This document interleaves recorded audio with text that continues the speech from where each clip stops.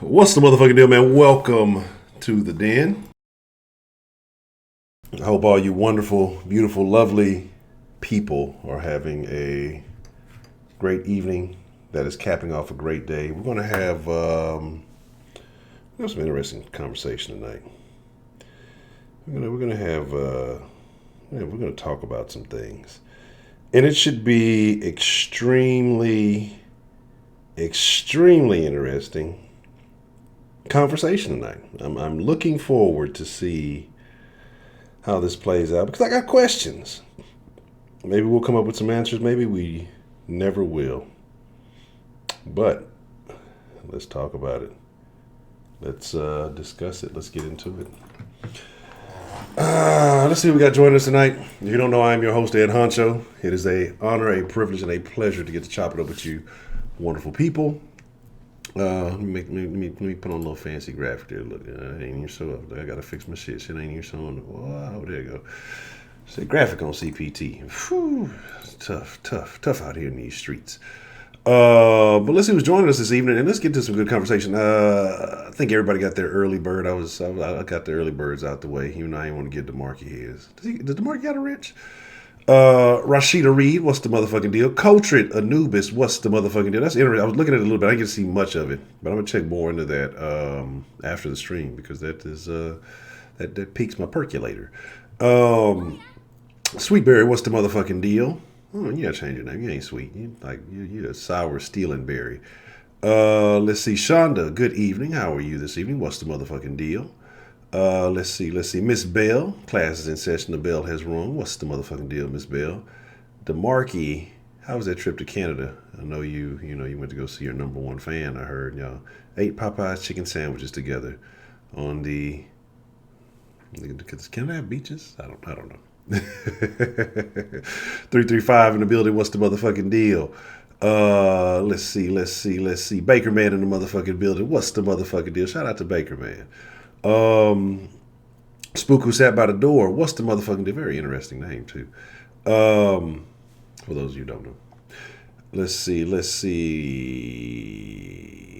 Only one lie.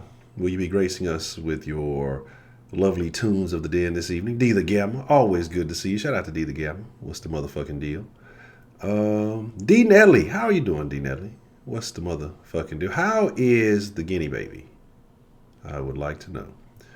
Bad and Bougie in the building. What's the motherfucking deal? RH in the building. What's the motherfucking deal? Beef stew, nigga. That ain't real beef stew. That's that canned ration government beef stew you eating. That shit that be in them overly big cans with no label on it. That's that shit you eating over there. Don't even lie. Don't act like you got some OG original homemade beef stew. You know what I'm saying? You know what I'm talking about? Hey, look, come on, man. Look, DeMarque. Nah, that shit ain't homemade. That shit, I'm sure it made in some homeland. But let's talk about it. A very interesting topic. Very interesting set of situations surrounding the case that originally started with Botham Jean in Dallas. And I tell you guys, y'all think I'm joking. You guys think I'm joking. Dallas is a terrible place. All right. Dallas, that whole little area, it's just a bad place. Miss Cartier, wait, how you doing? What's the motherfucking deal? But so you have some fallout from this case. So you have the neighbor of Botham Jean and Joshua Brown, right? And testifies in the case. And because your bird wasn't early bird get the worm.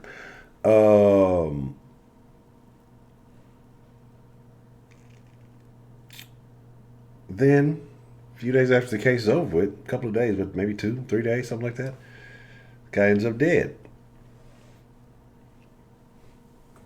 Now, theories abound, right? Too many shows and cartoons. Heidi Heidi is in the building. Heidi found Edmund. I don't know if y'all know that, right? I don't know if y'all know that Heidi found Edmund, and it's not what you wanna. It's not what you wanna know. Rockzilla, what's the motherfucking deal? So again, so the guy ends up dead. A lot of questions. We're going to. I always thought I wouldn't think that Edmund went pro. What is the explain working? Weird. That's weird. That's crazy. Must have took some days off. Must have went on vacation.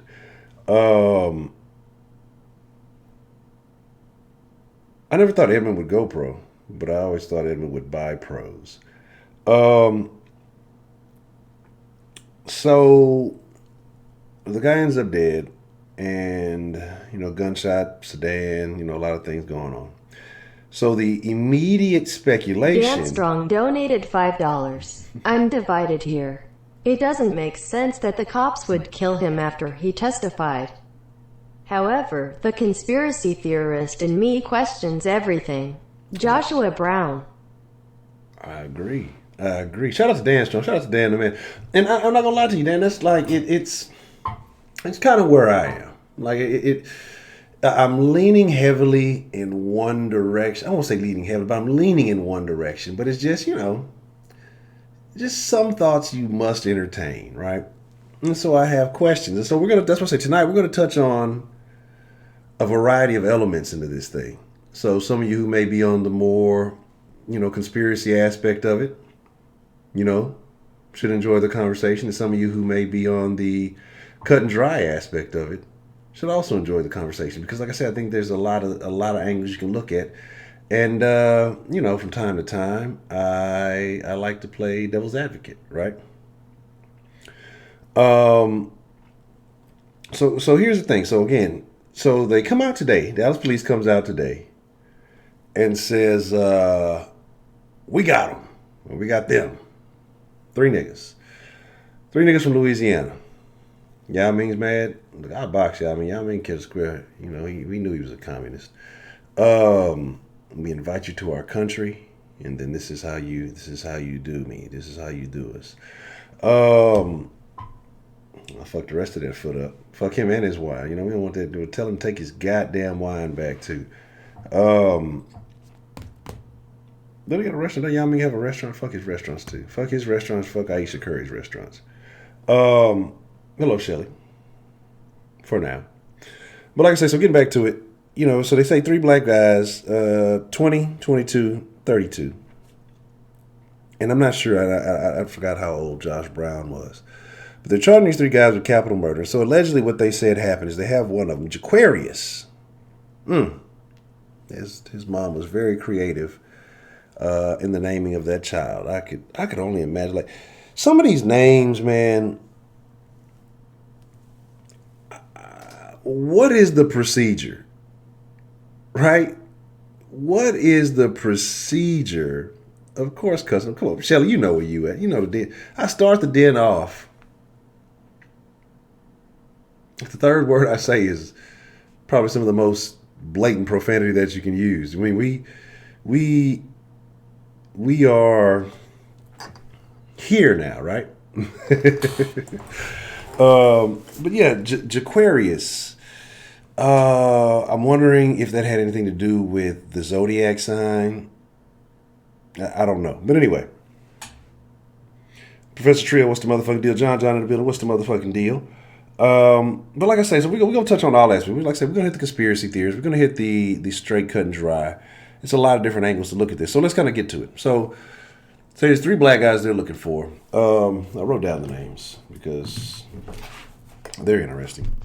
Well, actually, the other 2 had relatively normal names. So Michael and Thaddeus. Michael Mitchell, M&M's, and he's the 32-year-old guy. He was the driver. These guys came from Alexandria, Louisiana, right? And then Thaddeus Green. Sounds like I know somebody with that name. But he's the guy allegedly that shot Josh Brown, took his gun and his bag. Now, Brown was accused of shooting Jaquarius Mitchell, and apparently Jaquarius Mitchell told all, right? But he's getting charged with capital murder along with the other guys. You know how it goes. Birds of a feather get tried together.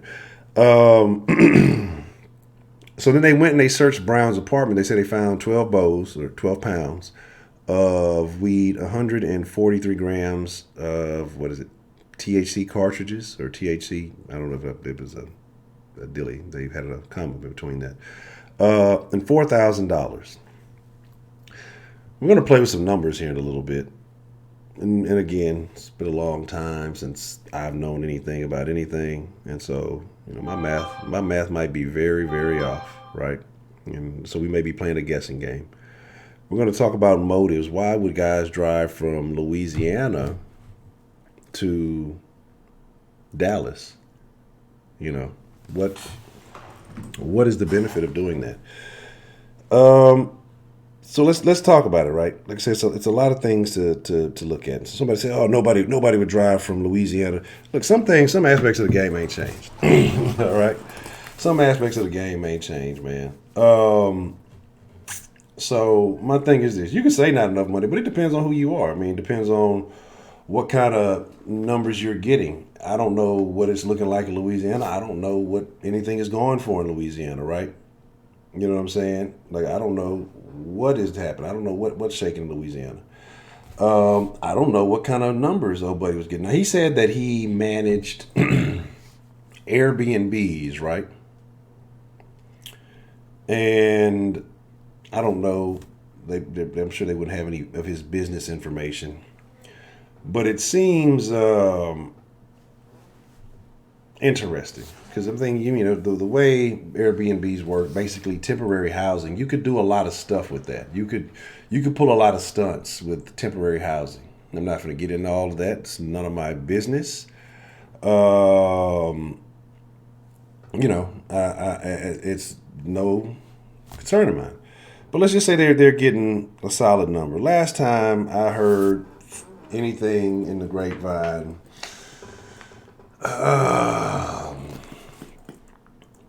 it was interesting.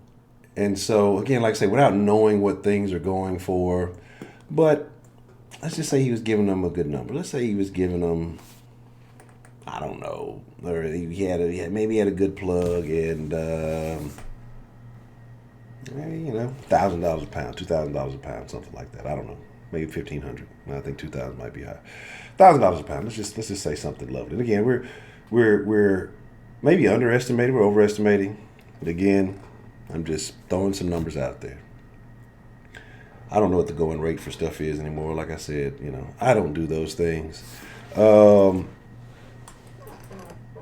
But, you could make a decent profit off of that. I mean, there's still always a black market. I don't know what the medicinal status is in Louisiana or anything like that. But there's that. Now, there's two things I saw that y'all said in the chat and that are very interesting, okay? One, this is the thing that gets me. Yes, if you are living a questionable lifestyle, why would you testify in court, especially against the police, knowing that you are out there,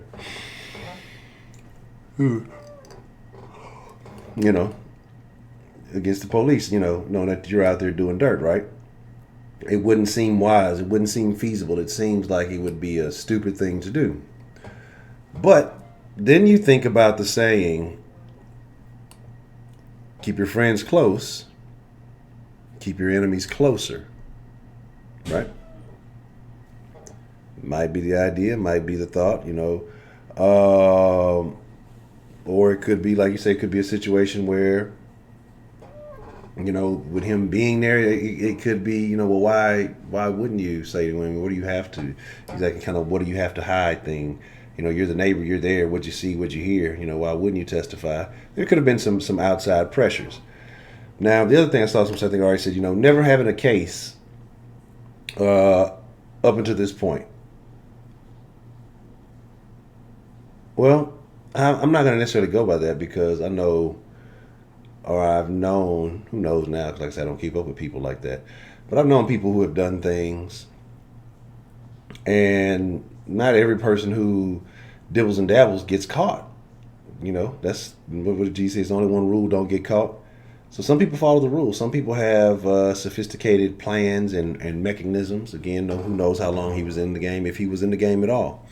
So I can't use that because, like I say, from personal experience, there have been individuals I've known who've been doing things for a long time that have managed to reside outside of the long arm of the law. You know, uh, you know.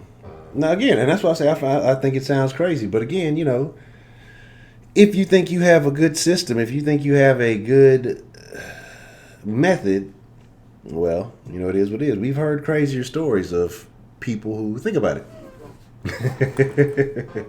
Who was it? What was it? Breaking Bad. Gus Fring. He was a mastermind. He was a kingpin, right? He was a kingpin, and all he did was slang chicken and give money to the cops. So again, like because certain things would seem normal, you can't necessarily put that. There's different cases, different strokes for different folks. But it does seem unlikely that if you're involved in a particular trade in the black market, that you would involve yourself in a case like this. But again, knowing who he was, knowing that there's a lot of notoriety around this case, him possibly being the only witness who may have heard something, you have to ask, well, why wouldn't he? And I'm sure there's people who applied, I wouldn't say applied pressure, but, maybe not having any justifiable reason not to, he went ahead and did it. Now, I know people say, oh, look at the tattoos and the this and that. Now, they said he was a former athlete. I don't know what sport. I don't know where he may have played or what he ever did. There's a lot of little niggas with tattoos and stuff like that. So unless I saw something with identifiable ties to something, which I couldn't see and or tell, I can't put that on him. You know what I'm saying? I can't justify that being the case. And as you know, I'm trying to go straight up, but then we're gonna get into the we're gonna get into some conspiracy stuff. So again, like I say, it's a lot of questions that you have surrounding this whole situation. Again, and the thing is, it's just like,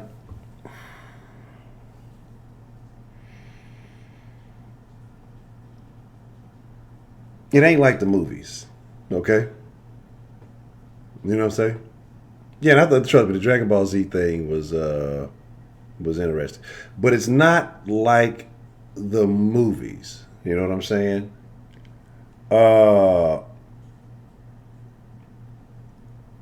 It's just like, I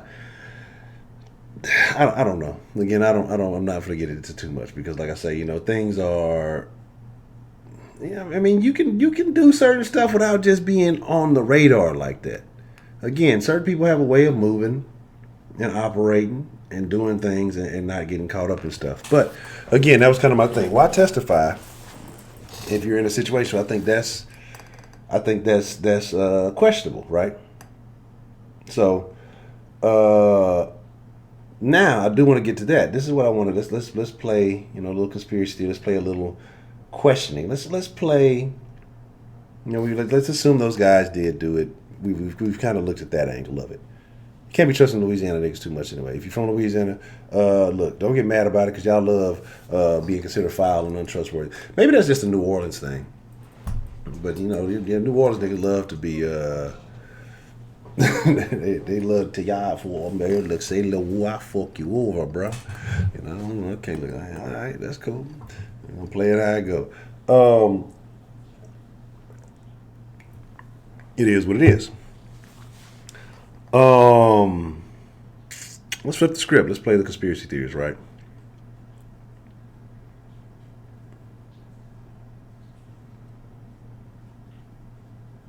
Let's talk about what if it is the police battle. If this is a big conspiracy, a cover up. How you getting these little niggas to testify about some shit? If they weren't involved. That's what I always get curious when we get with these government conspiracy cover-ups, because in certain elements, and again, we haven't heard from the niggas, we haven't heard anything, but this is what makes me think back, like with the Nipsey Hussle thing. Look, sometimes we be giving niggas too much credit. And I'm not talking about black people. I'm talking about niggas. Like, come on, y'all know some of these niggas. Y'all associate with some of these niggas that they ain't the sharpest knife in the drawer. They ain't the brightest Crayola in the box. You know what I'm saying? And they go out and do all kind of goof troop ass shit. There's a lot of these niggas that's in the news too. You know a lot of these niggas in the news. They're not criminal masterminds. They're just criminals who do shit. And sometimes we give them too much credit, like, oh, well, they could be agents or this, that, and the third. You know, believe what you want to believe. But let's say that they did set these guys up. We haven't heard from it yet, so we can't really say too much about that. But like was mentioned earlier, you do have to kind of sit still. This is something I think I mentioned yesterday or the day before, that if there is an appeal and your witness is dead, then you watch and you wait and you see what is the outcome of this now. You know what I'm saying? Because how does this impact the situation now? Now the story is a little bit different. Yeah, that's what I'm saying. And it was funny because, you know, people was all in. Like I told you, my old lady, she's from Cali, and, you know, she was talking about, yeah, they say the police did it.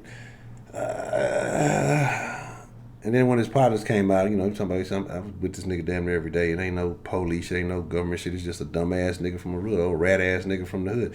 Y'all gotta understand, there's some foul ass people. Like, as much as you love and admire certain people, there are other people who hate and despise these people. You know what I'm saying? And it's not just Nipsey. I mean, this is just like, I like to think that I'm a likable asshole, and there's motherfuckers out there that can't stand my guts. I don't give two shits about them, but it is that way. You know what I'm saying? Prepaid, what's the motherfucking deal? But you know.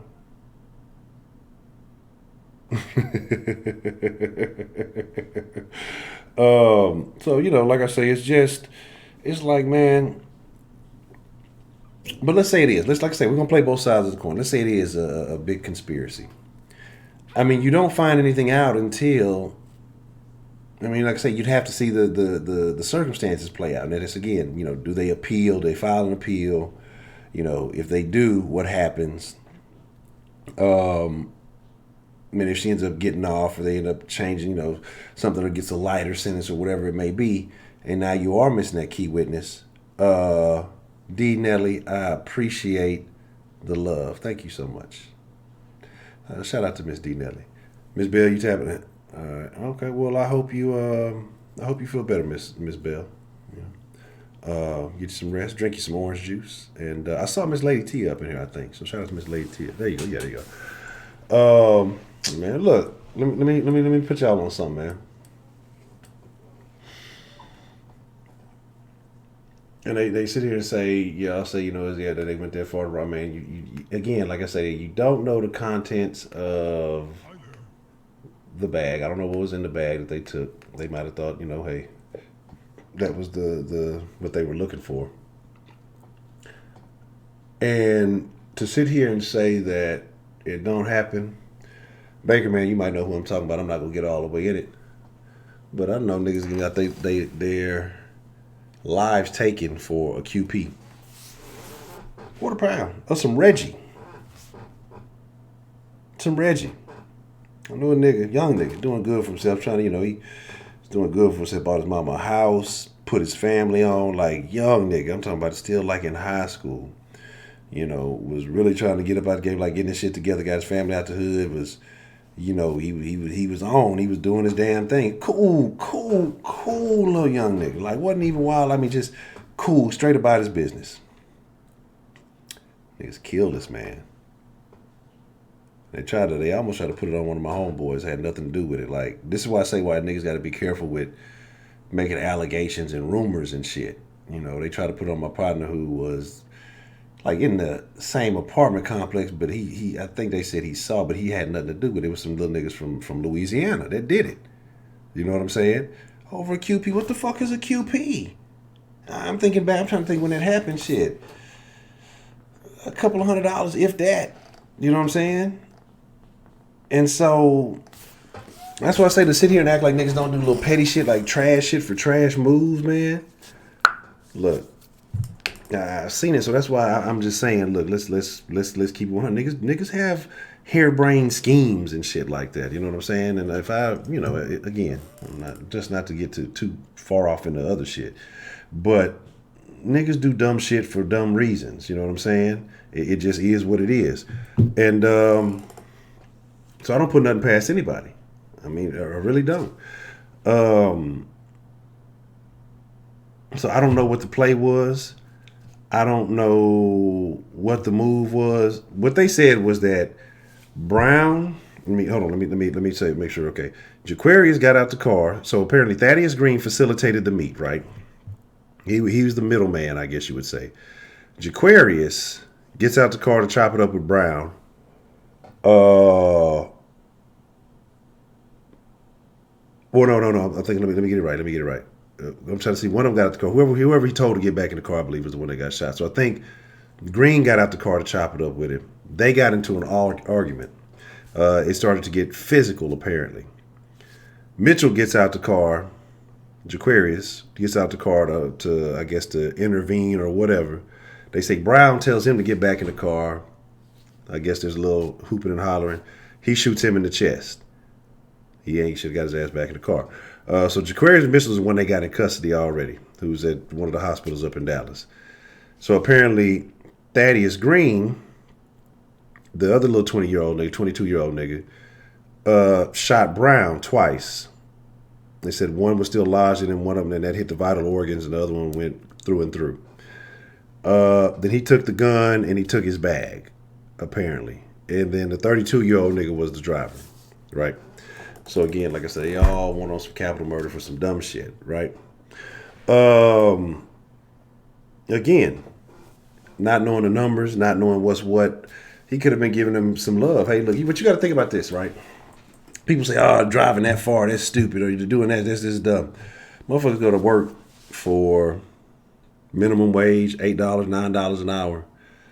What, you work 8 hours a day, $9 an hour, taxes out of that. You know what I'm saying? You making you $60, $65 or whatever for that day, however you want to call it. I'm very, very loose with the math and I'm trying to take taxes out of it, but for 8 hours, right? So why wouldn't a nigga drive 8 hours round trip, think he's gonna hit him a lick, that he's gonna make a come up, depending on what they were getting, depending on what they were trying to get? I'm gonna tell y'all some shit. I told y'all I had some shit back in my heyday. Used to be a lot of action around this city at certain places. Very well known, very easily accessible. Gray area as far as the legality and how it operated. People would come as far as fucking Alabama, Arkansas. I mean, just all over the place. I mean, just states all around would come to Houston. I'd see them all over the place. There was lots of places you could go to facilitate these things, and you see out of state plates all the time. And sometimes while you kicking back, waiting for things to transpire, however they're supposed to go, you sometimes you talk to people, you see these certain plates, and you see these certain plates, and you're like, damn, man, you drove all the way out here. How long have you been driving? Oh man, we got up this morning and drove out here. So you done drove all the way from there to here just to get a little package. I mean, I don't know what it's going for out there. Maybe a couple. You might make, I don't know. I don't know what you're making on it. I don't know nothing about numbers or anything like that. It's a long time ago. Like I told y'all, that stuff, that was when it was a much more foolish honcho. So to act like motherfuckers wouldn't drive extended distances to make a couple of $1,000s, man, you selling yourself short. You know what I'm saying?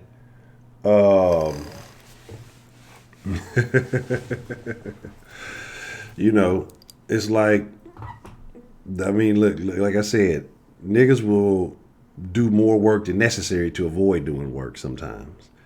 And so just say, oh, they drove so far. What, an 8-hour round trip? That ain't nothing. That's a day's work. If you think you're finna make you a couple of $1,000s to come up, if you think you're finna make you a few little, I mean, people do that all day. I mean, it's happening right now as we speak. So to act like that's an issue, that's not a problem. And then to think about it, like to do some more out of town dirt, you know, as opposed to doing dirt in town where you're more recognizable, noticeable, however you feel, to certain people that seems to make more sense. I mean, we were just talking about old buddy from Memphis a couple of months ago, drove down to Mississippi, robbed a nigga and drove back and stayed in the car. So let's not act like motherfuckers are masterminds. You know what I'm saying? You know what I'm saying? Exactly. So I mean, let's not put anything past anybody. Those are not issues. Again, depending on what kind of game he's playing, and you can see what is weight to one person may not be to somebody else. You know, you're talking about what they say they found 12 pounds on him. Okay, to somebody that's he holding. You know, people niggas will rob you for 12 pounds. I mean, let's not be foolish. Niggas will rob you for a pound. Niggas will rob you. Like I told you, I had a partner lost his life over a QP. This nigga was a young heavyweight, lost his life over a QP being too cool. You know what I'm saying? I don't know anything about illegalities. I'm just telling you. I'm just giving y'all the information that they gave out in the media. I don't know any other stuff. This is all hypothetical, Honcho. And so that's why I say you can't put ignorance past anything. But again, these are just my thoughts. I'm just kind of thinking out loud, thinking randomly. You know, I don't do drugs. I don't believe in drugs. And if you use drugs or sell drugs, whatever city you in, you let me know. I probably got some partners in that city, and I'll instruct you how to take it to them, and they're gonna flush it down the toilet, you know, and help you find your way to rehab. You know, we all about doing good for the community over here. We don't want we're not involved in any of the shit. No, I didn't. You sent it to this line. I gotta figure out how to check the text and stuff on this line. But you know what I'm saying? Mm-hmm. But apparently they didn't have the suspects at that time.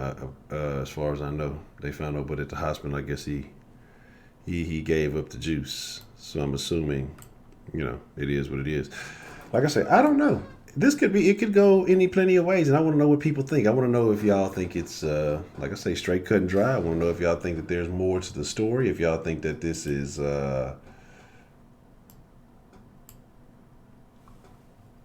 some some people putting their hands in a cookie jar, you know, and maybe swapping out the cookies, if you know what I mean. You know what I'm saying? They swapping out the Aleve for some laxatives. You know what I'm talking about? You know, they trying to fuck you over. Where's the fucking number? Oh, here it goes. All right, give me a second. Let me get the line tooted and booted up. Like I say, man, I just don't put nothing past nobody. Because again, like I say, I give people the benefit of the doubt 9 times out of 10. But for me to sit here and say certain things, knowing what I've seen with my own eyes, I would be foolish to say, oh, that's not a possibility. You know, knowing that I've seen things that's just like, isn't that interesting? So, I know I've been talking for a long ass time. You're like, man, shut up, Honcho. We ready to call in, goddamn. So they got a warrant in my apartment. And that's what I'm saying, you know, and that's what I'm saying. Like I say, the Airbnb manager game is very, or moniker is very interesting. Because like I say, you know, playing that, you could do a lot of things if you were involved in an alternative lifestyle. You know, if you got a couple of B&Bs that you're dealing with. It's a lot of people that play in that, it's a lot of people that play in that gray area. Couple of things real quick. Again, I'm your host, Honcho. I appreciate all of y'all. Shout out to everybody who's shown some love already. Dan and D Nelly, D&D. If you want to support the channel, you can go to denjamins.com, DENJAMINS.com. I don't know if that thing's going to show up. I need to fix it. Oh, there it is. Oh, that's terrible. There we go. Put that in the corner. Make it. That's even worse. Put it up here. There we go. I know I was asked about the live podcast. I can't say we're getting back on that just yet. but coming soon. But there will be, like I said, I've been mapping some things out there, and I know I've been promising private podcasts for quite some time. So the Patreon supporters will be getting a private podcast before the week is up. Maybe two. Just like the thing about the podcast is that I can talk shit on the private podcast, shit I want to say that I can't quite say on the tube. So I'm gonna start getting a little bit more ruckus on that. But if you want to become a Patreon subscriber, you can go to denfolk.com. If you want to get some merch, I don't have any Den merch on today, but you can go to denshowshop.com.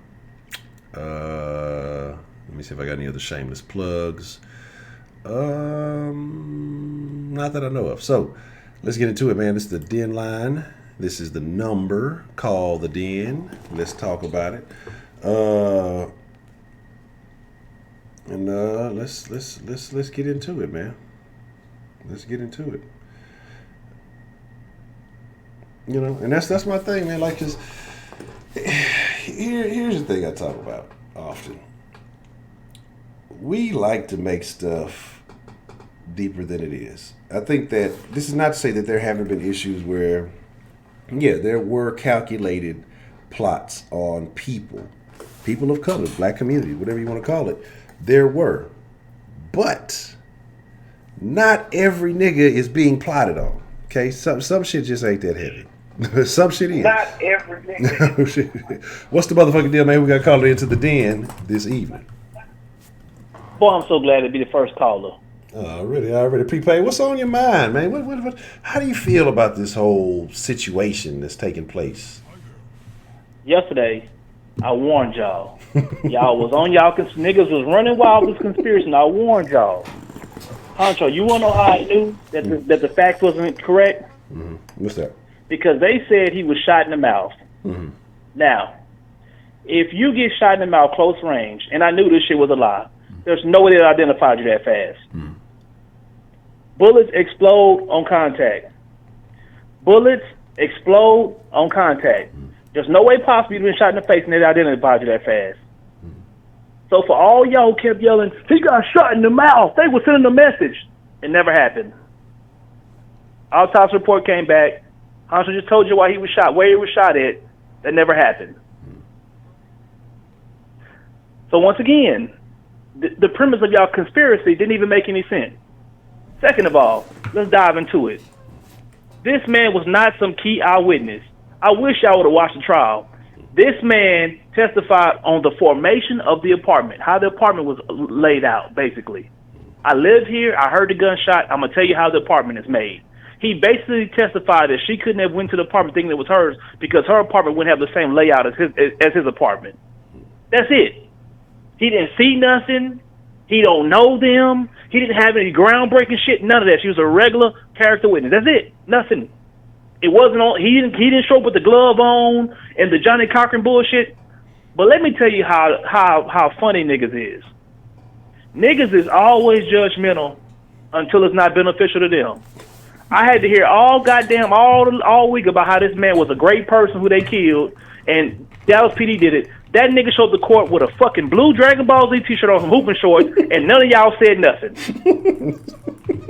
This was y'all star eyewitness who showed up with a blue Dragon Ball Z t-shirt up with all his tattoos showing in court, my nigga, in court, on national TV, and none of y'all said nothing. That nigga had on some basketball shorts that niggas used to wear up underneath their clothes when we was younger, some Kool-Aid socks, and a pair of J's, and none of y'all said shit. This was y'all star eyewitness, though. This was y'all told me. Now I'm sitting in the back laughing, thinking to myself, niggas got some nerve. Y'all got a nigga up here with a motherfucking Goku t-shirt on in court. And none of y'all said shit. Now the facts coming out. And I'm gonna tell you the reason why all the shit is happening. One of my homegirls, I ain't gonna say it's her girlfriend, but she knows somebody who was officer on Dallas PD. When they got the tip of the vehicle who was leaving the crime scene, that same vehicle went straight to the hospital because the nigga was gonna bleed to death. If y'all want to know why they called him, this is how they called him. Because it is a 4.5 hour drive. None of these niggas had ever been shot before. They don't know they could turn it. They had no idea how to stop the bleeding. They went straight to the hospital like some dummies. This is how this whole thing went down. Dallas PD jumped on the shit immediately, bro. As much as y'all swear the cops are so goddamn lazy, they jumped on it immediately. They had this information for days now. The information started to leak, which is why they came out and gave the statement. So for all you conspiracy theorists, I'm going to make y'all laugh, because when they come out, y'all going to still fight it. Not only do they have them basically telling them the whole thing went down, the whole shit happened, they got text messages of them lining up the drug deal. They got phone records of them communicating. So this whole idea of, man, it was a hit. They set this whole thing up. So they set the drug deal too. So they found somebody who already knew each other basically through previous dealings, and this is how the whole thing happened. This what you came up with. So that's how this whole thing worked. Man, stop this shit. Stop this shit. The same way y'all was on this bullshit as the government knocked off Nipsey. For what? For a Dr. CB documentary? For some shit you could have Googled years ago. It's on the fucking internet, the same internet. They didn't create a new internet because Nipsey was talking to Dr. CB. Kids, it's the same internet. Body, one to the head, that's military shooting. Nigga, that's any nigga who's scared who's shooting. You shoot till the nigga stop moving, dummy. Y'all up here talking about this the key eyewitness with a Dragon Ball Z t-shirt on. Get the fuck out of here. Everything is so deep when y'all want it to be. Now y'all want to know what was the motive. Niggas being niggas was the motive. Robbing is the motive. I know a nigga who got killed over a vape pen. A nicotine vape pen. Y'all wonder how a nigga would go out here and kill somebody over QP. Really? Really? This is a game changer for y'all. We the same people who will go to the club, who will go to the mall, buy a brand new pair of shoes, go to the Packers Club in the city, and then if somebody step on the shoes, we want to shoot and kill them. This happens every weekend, but y'all talking about who drive 4 hours for some weed. And for all you unrealistic ass niggas, Honcho, please tell these niggas how all this weed get distributed, because they think you can email weed evidently. No man, you got somebody got to make the trip. Somebody's making a trip, fool. What is Honcho? Tell these fools what I-10 is. What you say that? Tell them what I-10 is. An IPN? I-10 highway. I-10. Explain what I-10 is. I-10 is the man. It's the strip, man. It's the what you take you from Florida to Cali and everywhere in between. You know, I mean, the number one drug highway in the world. Yeah, I mean, it's everything in the world. Everything you want and desire in this world, you can get on I-10 and go get it. It's on I-10 right now. Why are we talking? Thank you. What is you niggas talking about? Talking about some who does that? Niggas do that every day, fool. Yeah. So if now I know a lot of y'all ain't from Texas, so Honcho can testify to this. Before niggas started smoking all this exotic weed, the only way you was getting any perp, none of this shit, if you was in Houston and you want to get your shit, you had to go to the Valley. You were taking that 6 or 7 hour trip to the Valley, getting your work and bringing it back. From there, it was getting distributed out. So I know a lot of y'all think, well, why would you drive 4 hours to get some weeds? Because everybody ain't going by 4 and 5 grams like you, turd. Nigga talking about some who drive 4 hours a week. Niggas who sell the shit, you dummy. That's how the whole thing works. It got to be in the back of some vehicle in order to get to where it need to be going. You think weed just showed up with 4 grams and that's all it was? The shit came away from Cali with 4 grams? Come on, man, wake the fuck up. This how this shit work.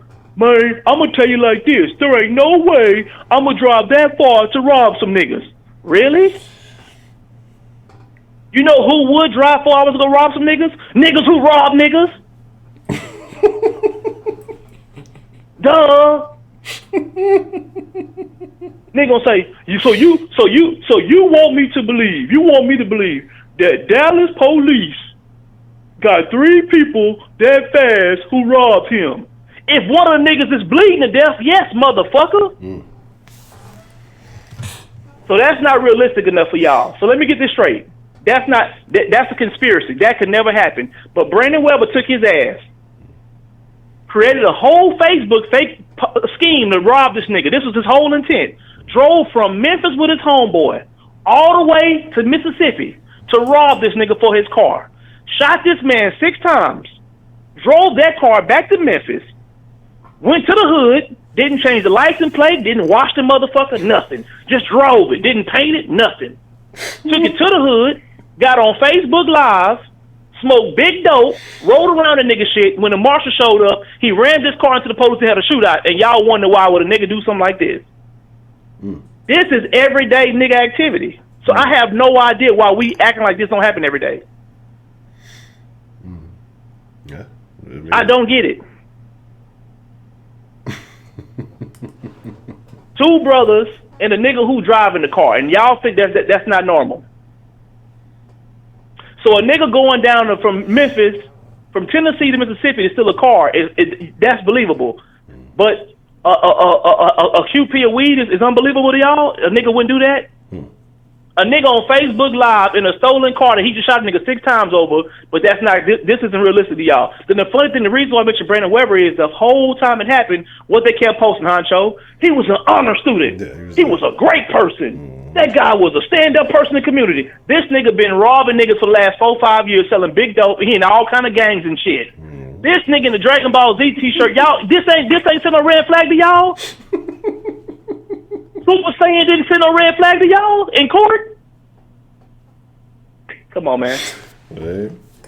Nigga, I'm appalled. Yeah, I thought it was rather peculiar. You know, I mean, this is a major case. This nigga just pulled up in the Dragon. But like, when I saw because I didn't see his testimony or anything. I just kind of saw the pictures floating around, and so I'm just kind of I questioned it, and I was just curious. But he's just like, well, I didn't.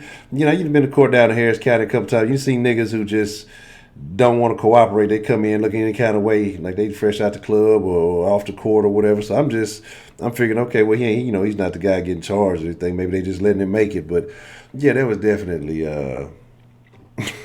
peculiar to say the least. So the red flags was there. We just gonna ignore the shit because that's how our eyes work. Then I see Jamil Hill with her extra woke ass. She put on social media. So you mean to tell me a guy selling drugs is gonna go testify in court? Bitch, it's called a subpoena. I know you know what a subpoena is. I know you know. Why on God's grant would I not testify? I'm not the person being charged with nothing. Plus, it's a subpoena. I don't want to go to jail. How I can sell drugs if I'm in jail? Y'all tell me. And for any of you turds, oh my God, since when do they get a warrant to search a person's apartment? When it's when it's suspected of foul play. Y'all remember that word they say, foul play? If a nigga's outside bleeding to death, dead, shot up, it's foul play. That don't normally happen in Dallas. People don't just get shot up and killed, and people just tire marks sped off. So you know what they do? They go get what's called a warrant to go search the home to see something caused this. You don't walk outside your apartment and niggas just outside leaking. So they go and they search it. So you know how when they search it, they got a warrant and said nobody had entered the premise. They literally have video of them entering the premise. The 12 pounds was his. The gun they found, they was his. You know how I know it was all his? Go on his fucking Facebook Live, Honcho. I sent you the videos. Okay. He talking about 2 Glocks. The 2 Glocks is what they found, and he's smoking big dope. Yeah, he rolling them hoes. He rolling big backs. Big backwoods. I seen the shit. It's on there. This is typical behavior of a nigga who wearing a blue Goku t-shirt to court. This is typical behavior. Damn. This nigga dressed so bad they couldn't even ask him to tuck his shirt in. He got on hooping shorts. And this all happened because that bullshit ass poverty pimp Lee married the worst fucking attorney in America who jumps on every last black case every fucking time something happened. Go out here talking about he was shot in the mouth. His mom said he had no known enemy. $3. I take back what I said. Stop putting that shit out there because you know what you're doing. Because the first thing nigga said was it was Dallas PD. And if you don't know any better, of course you're going to jump on that rhetoric. It's bullshit. It's complete and utter bullshit. When all the evidence come out, they going to still say the Dallas PD set it up. Nipsey's best friend came out and said, man, the government ain't do that shit. Nigga, do you know where we live at? And then when nigga said, shit, man, I still think the government has something to do with it, dog. I just really feel like, you know what I'm saying, dog, niggas just wanted Nipsey gone. Y'all do realize Nipsey is in the gang, like not the fake gang, the real one. Rolling Sixes is the real deal. This is real shit. This ain't the play gang. This is the real shit. My mind is I can't believe how niggas is wilding. Well, why is that? What do you think that is, Prepay? Why is it that anytime something happens, it's automatically the most extreme conspiracy theories? Because the thing with us is because black people, you know what? I ain't even gonna say black. I'm gonna say niggas. Niggas live in such denial. We know okay. For example, we know if it's cold outside, nigga tell you it's cold, you gotta get your jacket. But every day a nigga gonna walk outside with a t-shirt on and go come in the house and say, damn, nigga, it's cold. Well, nigga, I just told you it was cold outside. This is who we are as people. We know that niggas do shit like this every day. But instead of us saying what it is, we want to keep lying to ourselves because it makes us feel good on the inside. We want to be able to say, you know what? They really did set us up. Ain't nobody got to set us up, nigga. Black people eradicate themselves. Not kill, we eradicate. If you live in an area congested with black people, and if you're doing anything, I'm talking about anything that's making a little bit of money, a little bit of success, before it's over with, they gonna kill you. This is statistically proven. This is what we do. So ain't no government got to go throw no guns over there. They ain't got to go plant no drugs. All that idea of them sneaking in and setting us up, you ain't got to. We gonna kill each other. And if you start doing real good and you stay in the hood and you start buying back your neighborhood and you start investing and giving people opportunity, they damn sure gonna kill you. If you think I'm lying, Nipsey got a real grave. Ain't no conspiracy, y'all. He really gone. This is how we operate. This is what we do. I know a nigga got killed over a tape deck. A lot of y'all don't even know what a fucking tape deck is. A tape deck. A $80 CD player nigga got killed for that bitch. Damn. And y'all don't think a nigga getting killed for weed. Lord have mercy. You got anything for me, Honcho? No, that's it. You sent the video to this number right here? Yep. Okay, you gonna see it. Okay. I sent it to you probably about 30 minutes ago. Okay, and I'm gonna send you a link. I'm gonna send you a link to his Facebook Live also, so you can be like, bruh, this is too many red flags, y'all. Come on, dog. We better than this. Yeah, definitely want to check that out. 2 Glocks. He got 2 Glocks. Come on, I got 2 Glocks. They found the Glocks, y'all.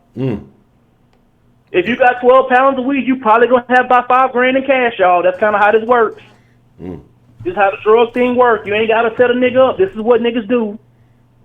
Even when the niggas testify and they gonna tell y'all they did all the shit, they gonna show all the text messages, they gonna show you all the phone calls. Y'all still gonna say, shit, man, I think Dallas PD set it up. They set it up. These same dumbass cops that y'all swear is the dumbest people in the world somehow came together with a master plan for this. And let me say this real quick before I get off the phone. His testimony can be vacated, y'all. He ain't tell them nothing besides the formations of fucking apartment. He ain't see the girl shoot him. This wasn't like some, boom, he laid down the hammer. He came in and gave him a club. Nigga, he told him how the apartment layout was. She can appeal all she wants to. The testimony ain't got nothing to do with it. This was clear as day. I get frustrated, bro, because I got to get called all kind of coons and shit because niggas don't want to wait for evidence. Look, y'all, let's learn from this. Let's learn from Nipsey. The government ain't not trying to kill us. Let's just wait till we get all the facts, okay? Let's just wait. Let's take our time. When you find out nigga got shot in the earlobe on Tuesday, let's just wait till Thursday. Because both the nigga ears are still there. Let's just wait. That's just me, man. Y'all be blessed. Nah, I really prepaid, man. Appreciate the call. Yeah, I want to check that out. I'm going to try to see if I can pull up the video and all that good stuff. If I can get it live on the Dilly Dally. Let me see what it called. We got calls coming in. What's the motherfucking deal, man? We got calling into the den this evening. It's Lee. Lee, what's the motherfucking deal, Lee? What's on your mind, man? How you feeling about this whole situation, man? I think this situation kind of escalated, didn't it? The judge getting looked into. The Dragon Ball Z dude got popped in the face like 50 Cent. This is kind of wild. And conveniently, everybody had pounds of weed and raggedy fools and shit from another hood on the expressway coming to get you. I don't know. I don't want to offend nobody by trying to joke. Like the last time I tried to, like, you know, try to get people not to be as upset by trying to be funny about it with the little birdie joke from above the rim, but I don't know. Like I said, this kind of looks like it got out of hand. But the wild thing is that janky lawyer, man, how you gonna say that black folks just evil and just shoot motherfuckers without any provocation of the drugs and or weed or liquor or whatever the hell get flooded onto the block for them to have motivation for to be trying to put slugs in somebody and be mean, you know? Because there's a lot of nice black folks and shit, grandmas and everybody else making sweet potato pie and shit, not trying to hurt nobody. So, but I mean, so what do you think it is though? Because you know there is an abundance of niggas niggering, and again, like I say, that's why I say use the separation of niggas and black people. That's why I try to separate that. You know, niggas gonna do nigga shit. Black people are gonna be standard. That's the grandmas and I don't know. Some folks' grandmas was a nigga at one point. When she got a little older, she turned into a black person. But you know, but like I say, he's good people. There's a lot of good people in it. But again, like I say, you know, sometimes it only takes one or two motherfuckers to be outlandish to overshadow all the good that's around. What is it? One bad apple spoils the bunch or something like that. So I mean, but what is it with this? I mean, do you feel like, what do you feel like the situation is? How are these three black gentlemen involved in this case? How do you think? Do you think it was a drug deal going bad? Do you think that it was just extremely coincidental that happened, or do you think that, you know, there was some underlying handling from the Dallas Police Department? It's mighty convenient, isn't it? It wrapped everything up damn near with a bow. Didn't it? I mean, it gave me everything. It happened quickly. Damn near perfect. Now, this is the thing that tripped me out about that lawyer, though, that he prepaid. Now, how is it he know everything he knows, but he don't know about informants? There's two different types of informants. They got a soft informant and a hard informant. That's one thing that tripped me out about hood people that be talking shit. Because they'll be like, show me the paperwork, show me the paperwork, show me the paperwork. How'd you mean listening?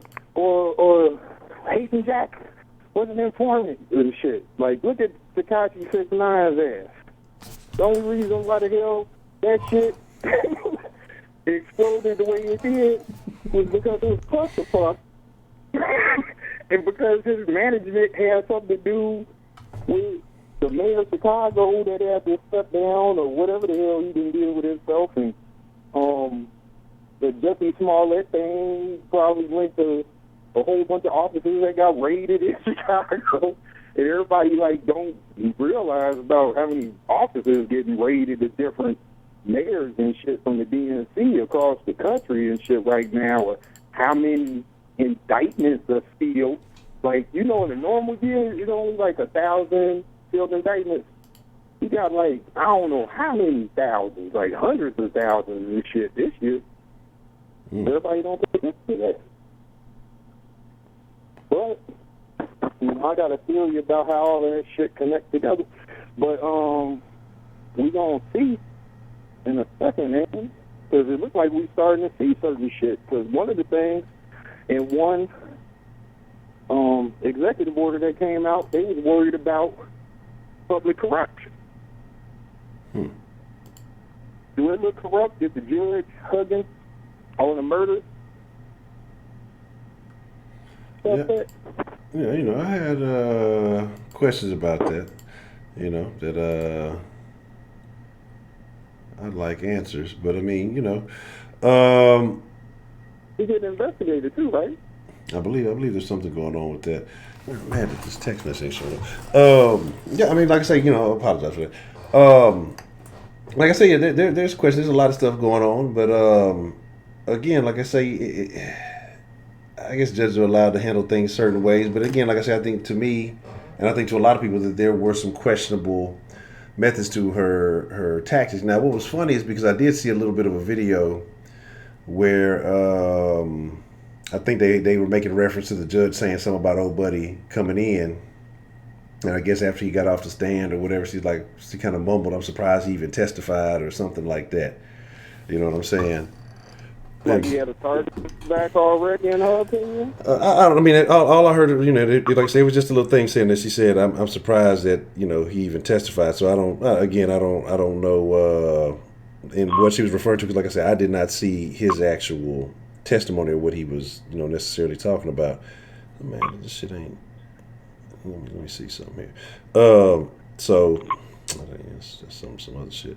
So, like I say, it's just it's again the way it looks.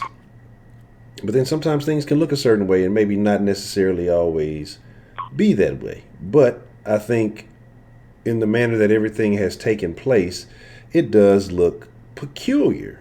But again, at the same time, with all the things that are being said, I can't put that out of the realm of actuality, just because and I hate to say that, but I've known niggas who've just done dumb shit. I've been around people who have been victims of dumb shit, or just familiar with the dumb shit that goes on. All right, now play you're a detective and shit right now. Mm-hmm. Think about something. Mm-hmm. With people doing dumb shit. Mm-hmm. If you was a shady, janky ass cop, Mm-hmm. and you know that people do dumb shit, and you need hard and/or soft informants to do different shit, and you kind of lackadaisical and dirty, wouldn't a person who makes dumb moves be money in your pocket? Because you can have them do all of the dirty work for you, making a dumbass moves, trying to be ratchet with everybody watching. On Facebook, putting pictures of everything you do, making videos like Takashi. It's easy to find that fool because you can just roll up on him like, "Hey, what you doing, sucker?" He got everything in his pocket, everything in the house. He did all of the other people that you rolled up the same way. Like back in Chicago, there used to be this cop named Pac-Man.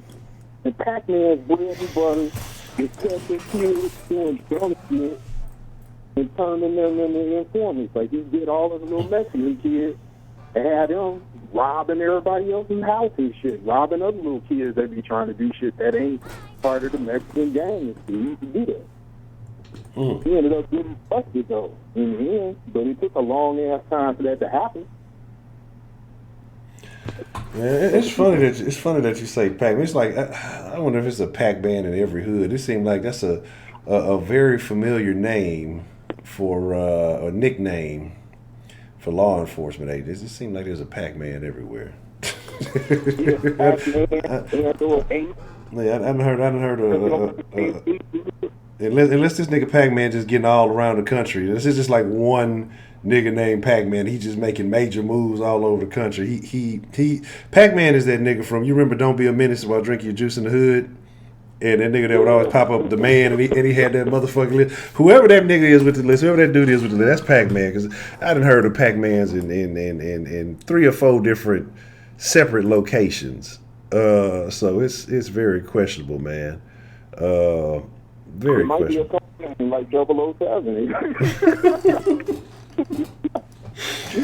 Like, I'm telling you, the other name to watch out for is anybody called Ace. Don't trust nobody named Ace. That's tough, man. That's tough. For real. But see, don't you get to get busted, so you be able to use them and shit. And the thing is with that weird guy that shot Nipsey Hussle and shit was like, just imagine if his ass was doing that. Because, like, y'all be thinking they got to be smart. No, the mastermind is the guy on top that's, like, the guy manipulating the chess pieces. The little dumbass guys was pawns, but they got to get to be able to be on the board. They got to be, like, flashy and on the radar. Like, ever watch Paid in Full? Yeah, Paid in Full? Yeah, absolutely, yeah. Remember the one dude that got shot was the flashy one? Yeah. Our folks shot him and shit, but Yeah. he was like the flashy one and shit. He was cool and everything. It was Money Mitch. Yeah, remember how his homie kind of said, like, he was behind the scenes, like, he was manipulating his friend, like, because he'll do this and he'll do that. But remember, part of what they downfall was Alpo had all of that pent-up energy where he wanted to wreck shop, and they was kind of having him sit on the sidelines when he was, like, you know? Mm-hmm. That's something we just had for. So he was asking them at one point, he's like, boy, why y'all won't let me go pop that one dude? Why y'all won't let me do this? Maybe they should have let him vent. But some niggas just fine. But that's what I'm saying. Though, even in a situation like that, right? Like you talking about Apple or whatever, and all them niggas was getting money. All of them were eating good, right? But just a little bit of envy. Oh, you getting just a little bit more than me, or oh, it's a little bit of favoritism over, or it's a little bit of this, a little bit of that. Not taking in mind the relationship that you have with this person for so much longer, or anything else going into it. It's envy and jealousy, man, and it's a. If everything else is a goddamn disease, envy and jealousy is a disease, and it runs rampant against people who come from communities of lack. And we know a lot of those communities are easily identified as what some of us would like to call the hood, the ghetto, whatever you want to call it, the jacks, whatever you want to call that shit. And so you spend a lot of time when you don't have shit looking at other motherfuckers who got a little something. You envious of every little thing, and then some people just can't stand to see somebody with somebody. They want everything you got.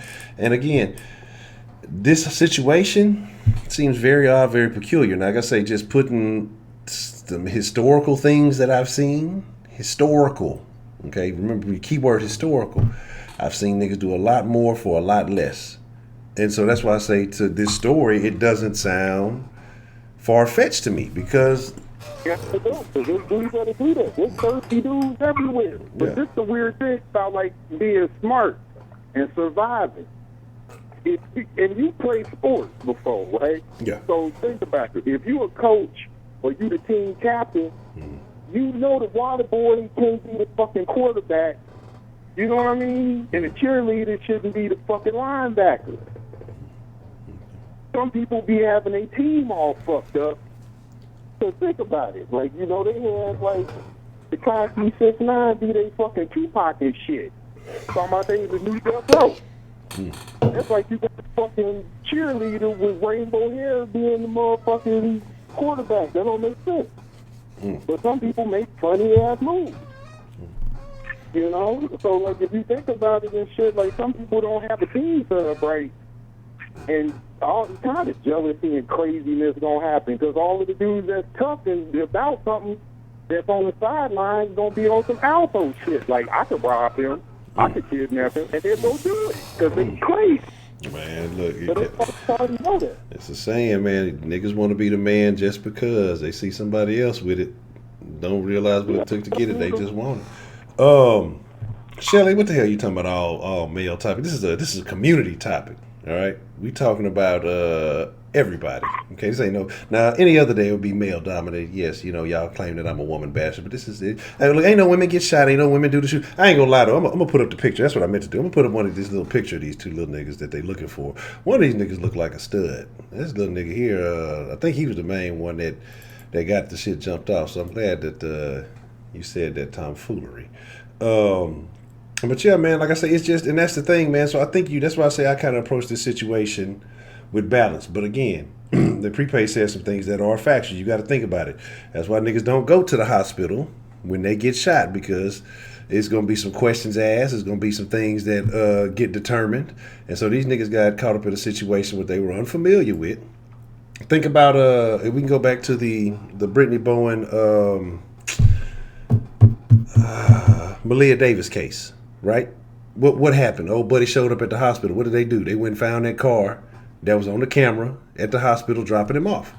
So if people do have factual evidence of the car leaving the scene compared to the car at the hospital, shooting, nigga just got shot in a similar vehicle, they going to start piecing these things together. You know what I'm saying? And so if you get shot, they're going to ask you some questions. I'm moving myself. If you get shot and you go to the hospital, they're going to ask some questions. And depending on how you answer those questions, you may have some unexpected visitors. And them visitors are going to have some questions for you. Some more questions. People in the hood, like, that's about having teams put together. Like, there's not too many people that sit up and corral some doctor from an abortion clinic or some veterinarian to be working as the gang patch me up guy when the hit didn't get popped at. That's like on that movie The Payback. Remember Mel Gibson had somebody to go to when he got shot? Most people don't have somebody to go to. Some people don't think about that because they don't really, they not a mastermind, which is why it's easy to catch those guys because they don't have any foresight. They don't think past a week. So, yeah, it's easy for them to get caught. But that's the thing that I was trying to say a long time ago when I first started calling up. I'm like, a lot of them dudes, they not super duper witted in the head, and they don't have presence of mind to be doing too much of anything. They're not good for shit, but they good for if you need somebody to do some dumb shit, because you know these guys will do it. Because they selfish and greedy and goofy and crazy and just over eager to try to get themselves out of something. You know, like we need him sitting up smoking Sherm stick and shit. Like, really? Like, no. Going off that wet? No. They don't need you on the street. What the hell do you bring to the community? Not too much of nothing. Just like, but you think that everybody needs to get thrown under the bus for you to be running around. Okay. You know, now we don't got no Malcolm X, we ain't got no Martin Luther King. We got Jesse Jackson, Al Sharpton, and Uncle Ruckus. Greasy niggas. Greasy ass niggas. Well, that's been, man. Look, Lee, you know, I appreciate it. I'm going to take a couple more calls here, man. But, man, I appreciate it. Shout out to everybody who was trying to send me a text. I don't know why on this line these text messages ain't coming through. So I'm trying to see what's going on because I definitely want to check those out and see that video you was talking about. But if you texting this number, I don't know why. For some reason, I don't see any of them coming through. That's what I've been trying to look at. But Lee, man, I appreciate you calling in, man. And remember what that one sister said, though? He said that we was at war. But if it's a war, it's a spiritual war. Because a lot of people compromise their morals and stuff for $1. A lot of people compromise themselves, and they don't care about their community. They don't care about where they're from because they don't really think that far. You know? So if everybody else in a bind, it's easy to talk to them petty brothers that they, you know, they don't feel like they like worth shit anyways. So it's kind of hard to reason with them. It's not like you're going to be able to have that conversation with DMX. Remember, he was like about to do something dirty and somebody was able to talk him down. Who the hell is supposed to talk all of these other little brothers from doing some stupid shit? DMX is a lot of us don't want to do it. DMX a real special breed right there. So if you can talk him down, man, if you can talk DMX out of some shit, I'm just talking about in that movie. Remember in that movie? Oh, you talking about in Belly when yeah, but it took the super speaker to keep him from doing that shit. Yeah, I feel you. Man, I don't know, man. Like I said, I'm seeing those of you said you sent text messages a lot. I don't know why they're not. They're not showing up for some reason. I don't know if it's what's going on. Let me try something myself. But my thing messing up too and shit. So like I can't see the show and shit. Like for real. But yeah, man. I'm sorry for everybody in the chat that's like pissed off, but you know, sometimes people need to powwow and talk about what the hell is going on so we can try to save ourselves so we don't end up getting popped. Because all of the brothers that work for who the hell we got to be worried about trying to kill us? All of the little crazy dudes and shit. But then the thing is, everybody ain't they damn daddy or big brother, and some of them dudes got pistols and crazy. So how the hell you supposed to walk up and approach him like, hey, little crazy dude, why don't you stop doing all this records? You acting stupid. What you call me? It'd be just like on Be a Menace. Remember that dude got mad and shit? Like, man. I feel bad for your brother. Look, this is what I'm telling you, man. Talking bad about your mom. And this is what I say, especially with a lot of these new young niggas too. And you made a very interesting point. These new little niggas, man, they ain't gangsters. It's a lot of real emotional niggas with guns, man. It ain't. It's a new breed of activity going on. So, you know, it is what it is. But that's a bet, Lee, man. I appreciate you calling. Get a couple more calls in, but I appreciate you sharing your thoughts with us, man. All right, stay up, man. Good. One. All right, have a good one. Yeah, for sure. You too. That's right. All right, man. I'm mad at these. I don't know why. Like I say, I'm trying to get the text. I don't know why the text message ain't coming in. I got them activated. That. What's the motherfucking deal, man? We got calling into the den this evening. Hello. Hello. Hey, that's why I said, what's up? What you eating something over there? What you snacking on? Some Crunchy Munch. Oh, you better go ahead and send me something through the deadline. You know, I like crunch. What flavor though? Hold on. What kind of crunchy munch you got? I don't know. Okay. So what's on your mind, Miss Rashida? How you feeling about this situation? How you feel about this incident that is taking place? I think it's still unfortunate. I never thought that the police department was involved in his killing though. I thought it was somebody like she knew or something like that, or somebody listened to the case, but I didn't think it was hit by the police department. Okay. What prepaid ass? I want to tell his ass something. He just said that you his sister and he liked the caramel. I'm a fan of the caramel myself. I got a question. I'll say, brother Denubian.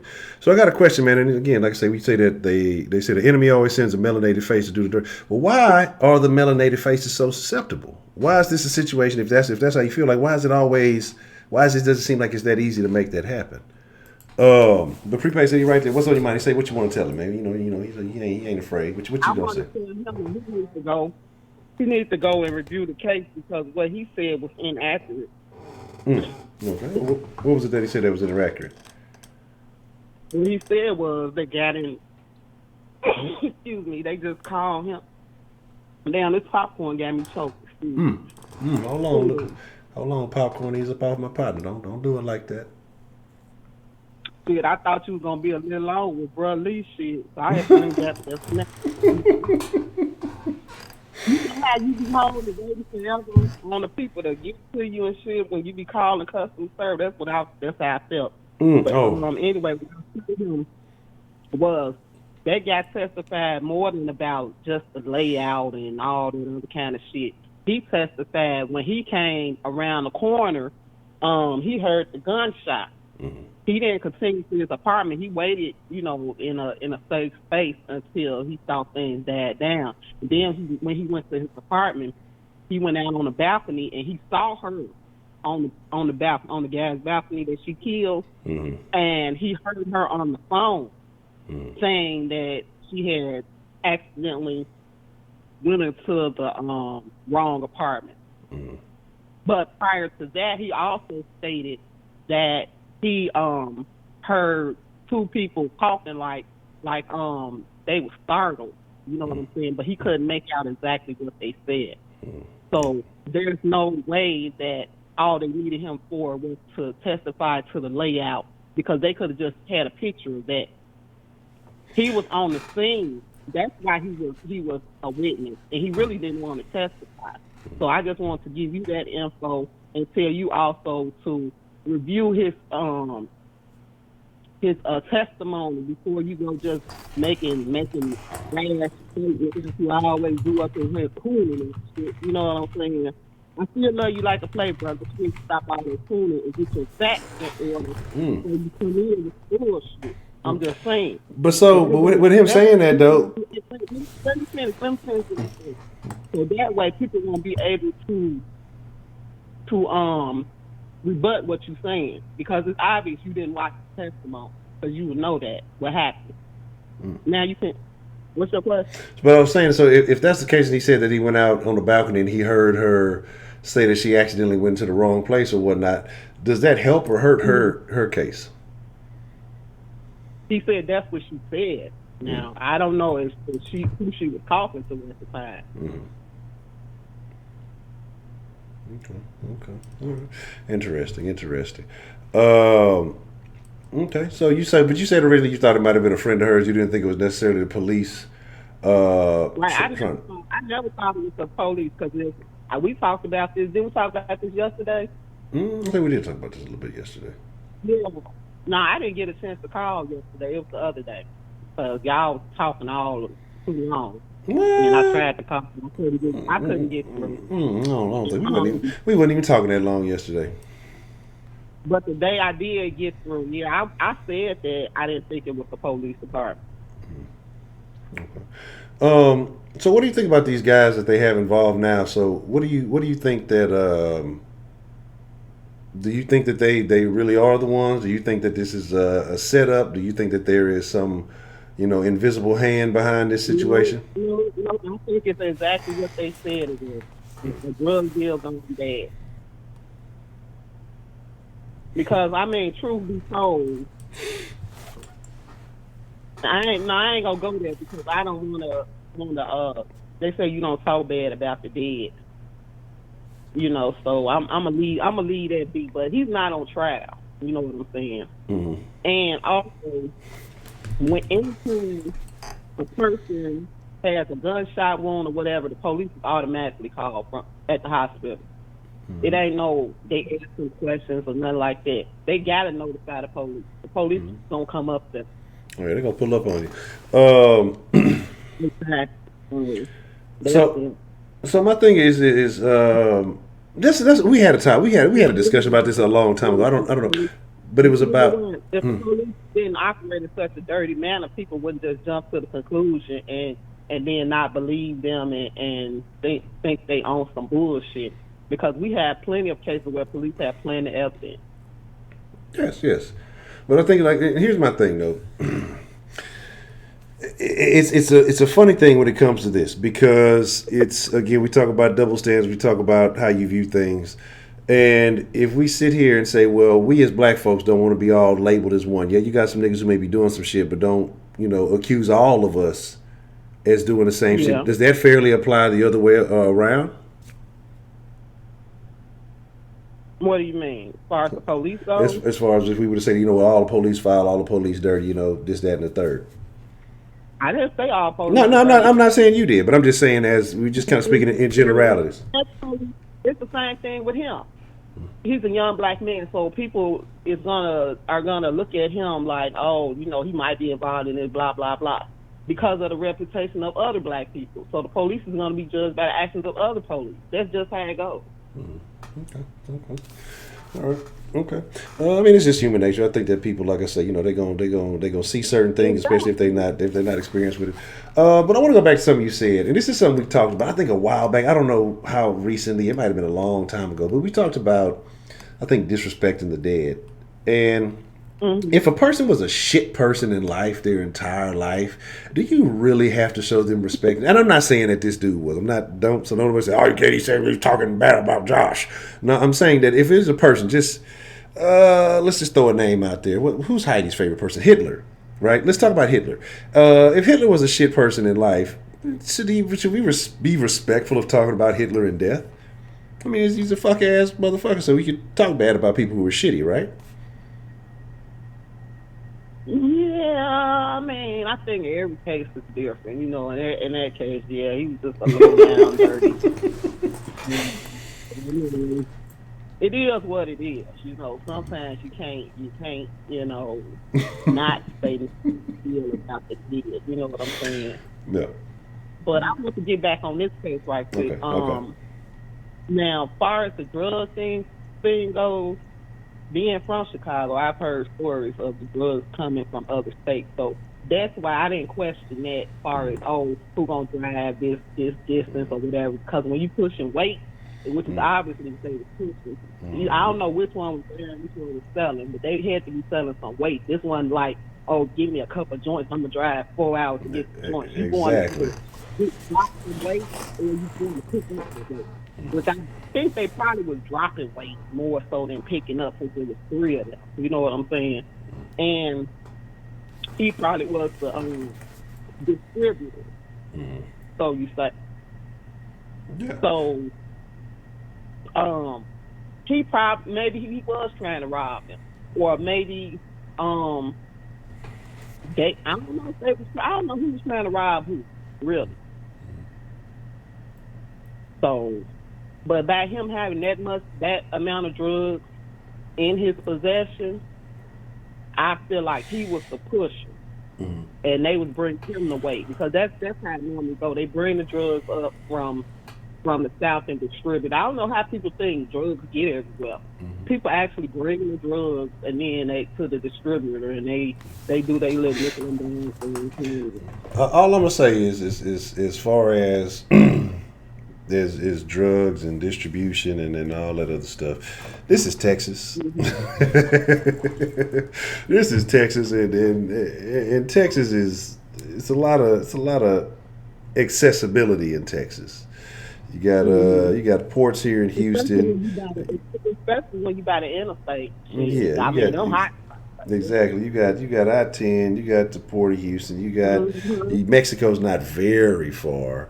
This is if it's. I hear things, people talking and stuff like that. I'm not involved in no kind of drug activity or nothing like that. But I hear things and I just get passed on the information. No. And I'm not no informant and I don't know nothing extra and all this other kind of shit. I heard stories of people bringing up the drugs from down south to up here for distribution. Like I say, yeah, and that's my thing. Again, like I say, it's just, and sometimes, again, that just may be they might be they little plug or whatever they got, or they just. People do look for conspiracy theories and everything, but sometimes the shit is just what it was. The police got the text messages, they got the victims, and it happened so quick because the dummies went to the hospital. Had they continued on to where they was going, the police wouldn't have caught them like that. Excuse me, that quick. And the reason they probably searched them is because they got searched his home is probably because they got the information from the gunshot victim that it involved drugs, and so of course they're gonna search his house, the victim's house, because just because it's a shooting at a home doesn't necessarily mean they automatically gonna get a warrant to search the home. I mean, I've been at home several times where there's been a shooting or whatever, and police didn't necessarily come into the home to search it. So that's not always the case. There has to be some kind of probable cause for them to actually search the case, and the cause was because one of them ratted on the situation, and he just put safe distance on everybody. Which I don't know if that's good or bad for him, because they don't. So I just got something. Shout out to Miss Mary. I ain't even finished typing the thing, but she just sent me something. And I'm familiar with the lady she mentioned, Sonya Parker. She was saying that she had a post that says, "I know all the killer's families. Word on the streets, they've been looking for Josh. Say they from Cheneyville, Louisiana. Went to school with the parents, mom, people from Cheneyville, Louisiana, and Alexandria. Some speech. She says she's speechless. She knows their parents. So apparently, this has been a thing." And again, like I said, this is something that has been going on for a minute, and we know, niggas don't look. I barely watch the damn bits and pieces of the trial, so niggas don't really give a shit about the trial. That's what I want people to realize too, man. Look, we talk about wolves and sheep in here a lot, and the problem in the black community is we got a lot of sheep trying to protect wolves. And if the shoe was on the other foot, them motherfuckers will eat you for lunch. They don't give a fuck about you. Like we put these people out there and feel, we feel so bad and we feel so this, and if them motherfuckers had the opportunity, they would rob you butt naked in the streets. And again, this is not everybody, you know what I'm saying? But some of these motherfuckers are ruthless. I'm sorry, I keep cutting you off, but I've always been one of them people. I don't want no shooter living next to me. I think I told you that before. I want somebody to turn their ass in. You know what I'm saying? Because they dangerous. Shit. I remember a time it was a shooter. Everybody knew he did it. You know what I'm saying? But nobody wanted to turn him in because they wanted to kill him. And by the summer, somebody did it. So that's sometimes the reason. But sometimes the reason is because people don't want to get involved, because somehow your name come up in it, and then they want you to testify and your life being done. Because it's easy for them to get you. Man, yeah, it's super. Man, I just seen the story. I don't think it was. It might have been in Chicago. It might have been somewhere else. But I seen a guy. He did some time. He was 50-something when he got out. He was older, but he was away for a long time. Like the weekend he got out, they wore his ass out. Nobody knew the guy did it right. No. So when he, like, if I see him come down the block, shit, I was tearing my door down to him to get in the house. Shit, I look, shit, here come, let's just call him Peanut. Here come Peanut. Let me go in. That's tough, man. Hell, if they kill that person, they'll kill you too. Shit. Man, what? That's exactly. Don't be riding with the wrong motherfucker because they gonna lay you down. They don't give a fuck about you. If you with them, you just as bad. And that's what people got to realize. People don't like this, but look, man, telling you, man, this is motherfuckers out there. They are for self, and it is what it is. You know, they can be like what they say. They don't have shit to live for. You think they care about taking your life? They don't give a shit. Yeah, exactly. You know, and like I say, we root for some people who have no benefit to the rest of us. You know what I'm saying? And again, when it happened, like I say, the other guy that shot up on our porch was shooting at some people, and no, this one I lived in the hood, and this like hood chronicle. Wait, you in Boys Town now, right?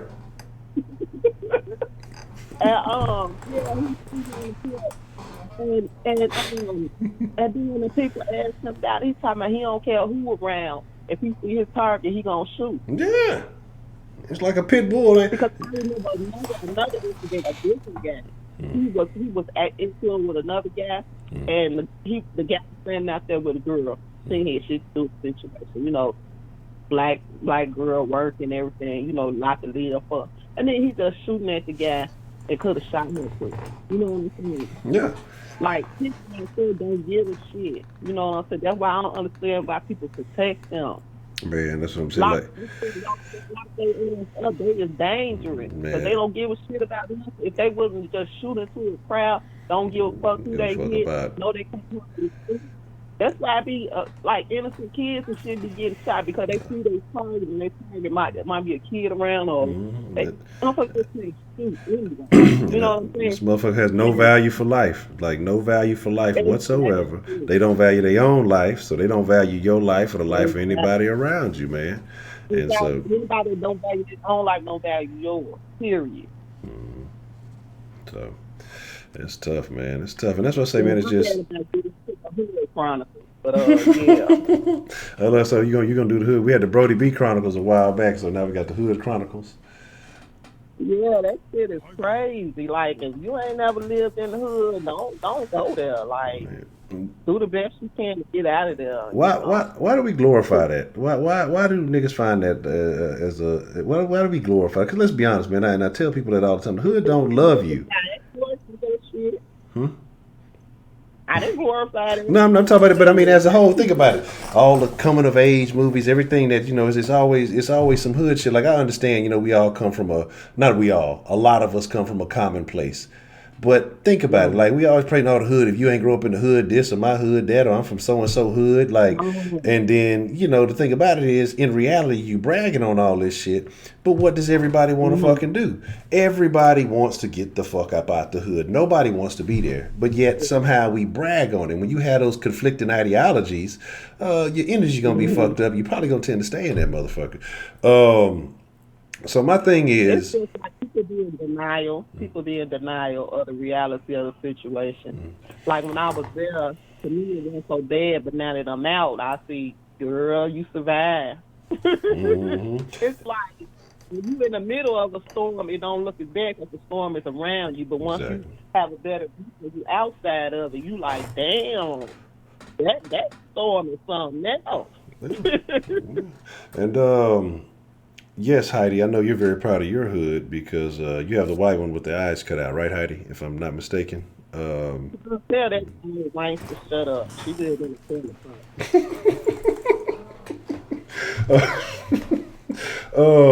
But yeah, man. So here's the thing, though. Here's the thing about, you know, like I said, and it's glorifying. And I think I could see it back in the day when it was a little bit different, but now it's something else. But you know, my thing is this, though. Ultimately, what do you think happens with this situation? Do you think these guys are going to get a death sentence, or if they end up catching all of them, what do you think is going to happen? They hit them with the capital murder. That's the letters. In a way, they kind of hit the police case because now with the civil suit and everything, he's not there to testify. So that probably gonna go down, and that's saving them money. So I think they just trying to wrap his death case up, and they probably gonna get whatever the normal people get. Okay. Because I don't know if it was murder or if it was self-defense, because he shot one of them too. So he not allowed to tell the story. They hitting him with capital murder. They hitting all three of them with capital murder. Yes, like I say, that's the life. That's the letters. Ain't no numbers with that. That's the life or death. You get that alphabet. So. Yeah. Well, I don't know what, we just gonna have to see how that play out, because if somebody shoots you and you shoot them, I don't know how they can just call it capital murder, but But I mean, the situation, I guess, because you got to go off of allegations. You got to deal. But I mean, that's why you got to go to trial to really iron out the details. But that's what they saying. Right now. Here, I put this in the background. And then I don't understand why people say was talking about he got shot in the mouth if he got shot in the chest. I mean, I don't know where the information came from. Yeah, well, man, with everything though, it's always some just hysteria behind the shit, and then it's just like the reality. So like I said, on that message, like I said, there was intention. So this is premeditated. These guys had intention to make this happen, and then again, that's another reason why. Well, why not let me go somewhere, out of the way. It could be they could have been doing business with Josh a little while and said, okay, well, I've been rocking with this nigga. I've been by his spot because apparently he doing dirt out by the spot.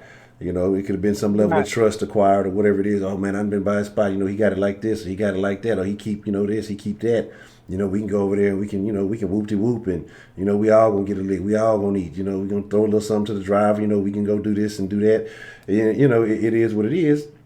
They played Josh for a little soft. He wasn't having that, so he got the busting at their ass. They got the busting back, and it just became a bit of a debacle. Again, it could be anything. Like I say, because after reading those messages, and like I say, Miss Parker does a lot for the community, so I don't think that she would even just put herself out there like that, because she was part of the deal with Malia Davidson. She does a lot for the kids around the community, so I don't think she would sully her name just to say that she knows of these individuals, and apparently that this has been something they've been plotting on for a long time. And here's my thing, if family members know it and other people know it, that they finna go pull this lick, they a bunch of dumbass little niggas. Do you know what I'm saying? Because they talking. Saying they planning to rob him. Yeah. That's what she's saying. Apparently, what she said in the message, that they've been planning this for a couple of weeks, or that they've been planning this for a while. They've been looking for the dude for a little bit, and so this is it. And again, so like I said, if other people are aware that they've been plotting on doing this,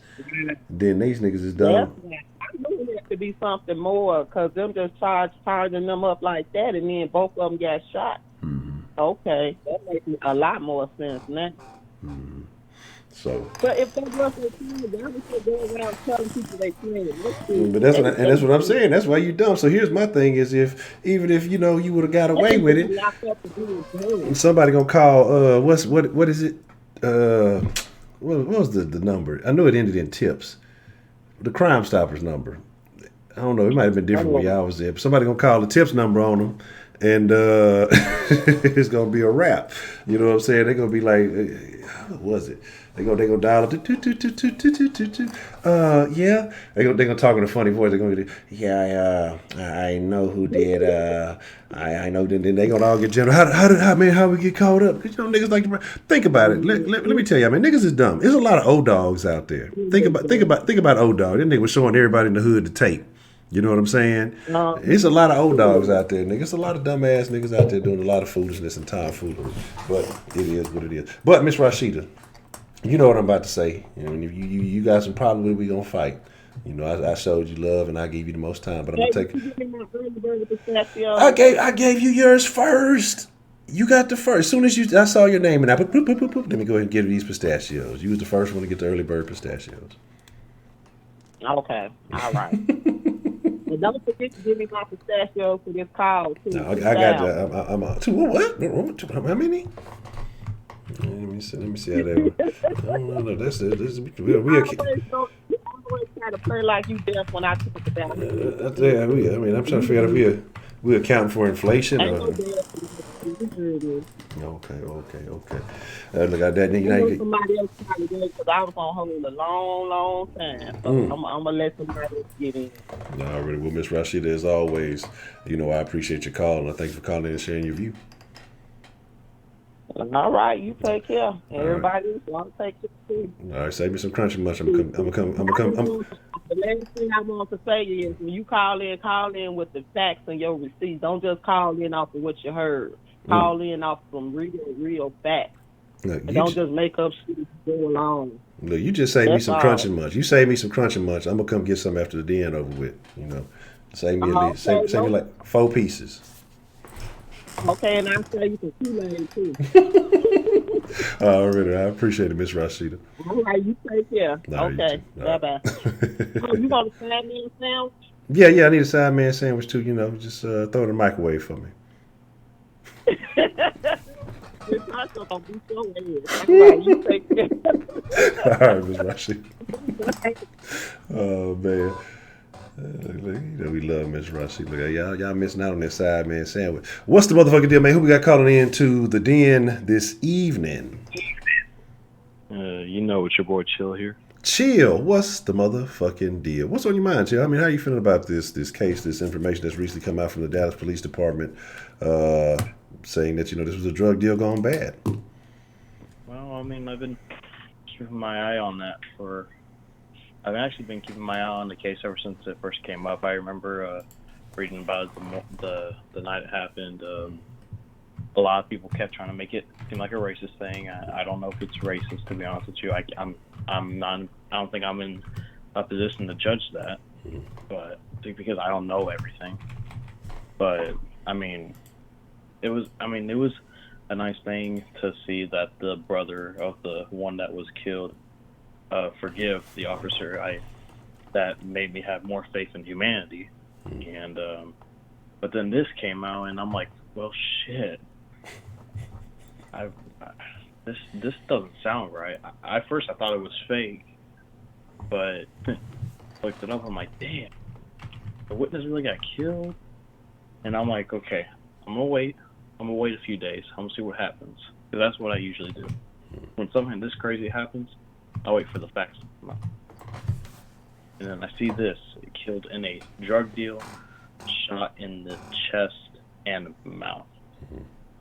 And 3 suspects are identified, and I know one of them is in the hospital right now because he got shot. Yeah. And I hear you say it's premeditated, and I agree with that. I think it was premeditated. I mean, you can't just. I mean, you're gonna drive all the way from Louisiana to Dallas and not have a fucking plan. Like, I believe. God, what was that town? But. Where was that town? Yeah, from Alexandria, Louisiana. That's what they say. That's what this article is saying. UPI.com. And apparently, and do you know they're saying this sequence happened? And I mean, I don't know. The reason why it's kind of weird is because it sounds personal. I mean, getting shot in the chest is one thing, but in the mouth, that's like a whole nother. Yeah, but the mouth thing, like I said, I don't think was fair. I think that's something that came out early on, because when the police had their press conference today, they said that I think it was hitting the chest, and I forgot exactly what the other one was. I think it was the stomach, and it hit some vital organs, but he wasn't. They didn't say he was shot in the mouth when the oh, he didn't get shot in the mouth. No. Okay. All right then. Well, that's weird. I wonder where that came from. But, I mean, honestly,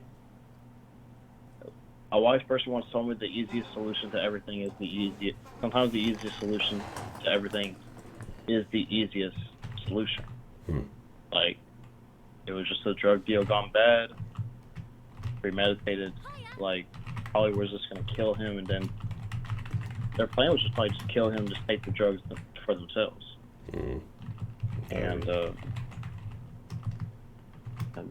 12 pounds of marijuana, along with $4,100 in cash and 149 grams of THC cartridges, according to this article, which is a lot.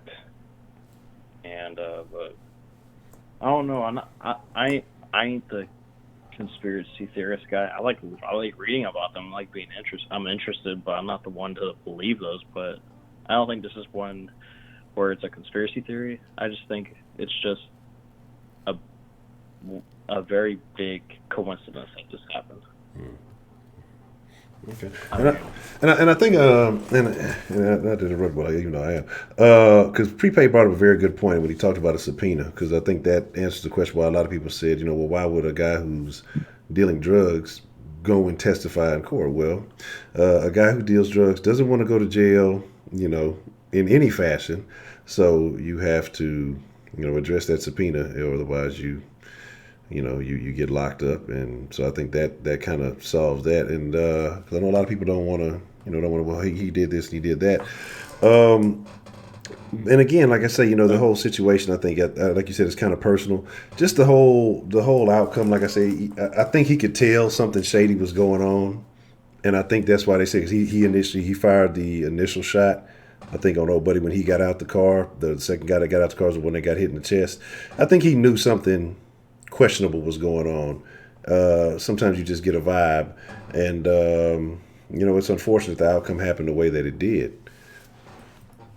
But Do you think that he had like a deal with the police department that if he testified, he wouldn't be like charged with drug charges? No, I don't think that. I don't think that had that it had anything to do with it.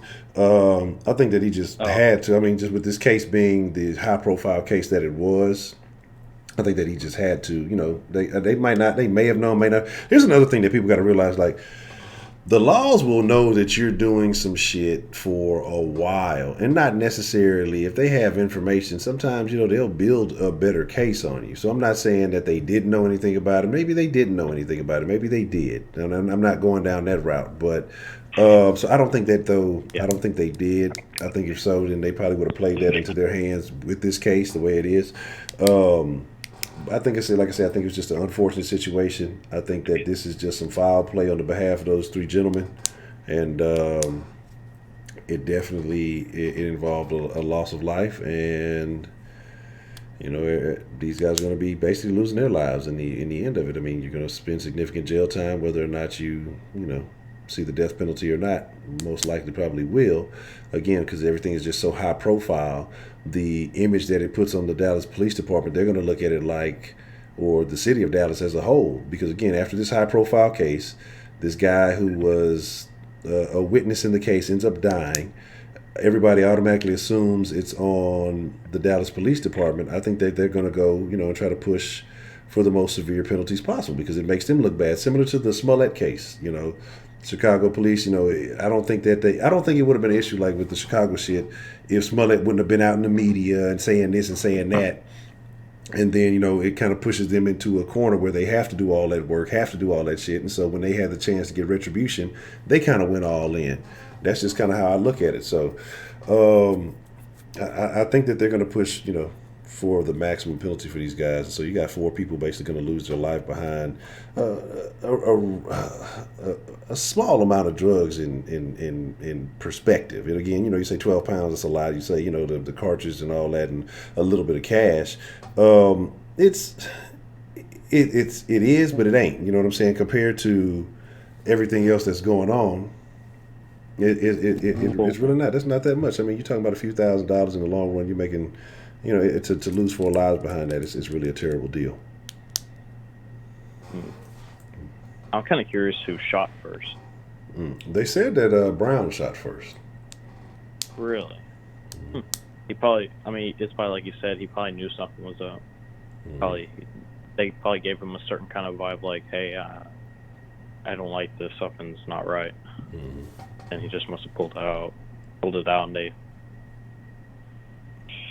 just had a little shootout, and again, just very, it was like at a very coincidental time, and maybe this could have happened if the trial wasn't going on. Who knows? Yeah, because from something that I've was seeing, and again, like I say, shout out to Mary, she sent me that this is something that these guys had in mind for quite some time. I think it was just a timing issue. I think it could have been it could have been a real bad deal. Mhm. Yeah. Yeah. I mean, it sucks. Like that's all. That's really all it is. It just sucks. Like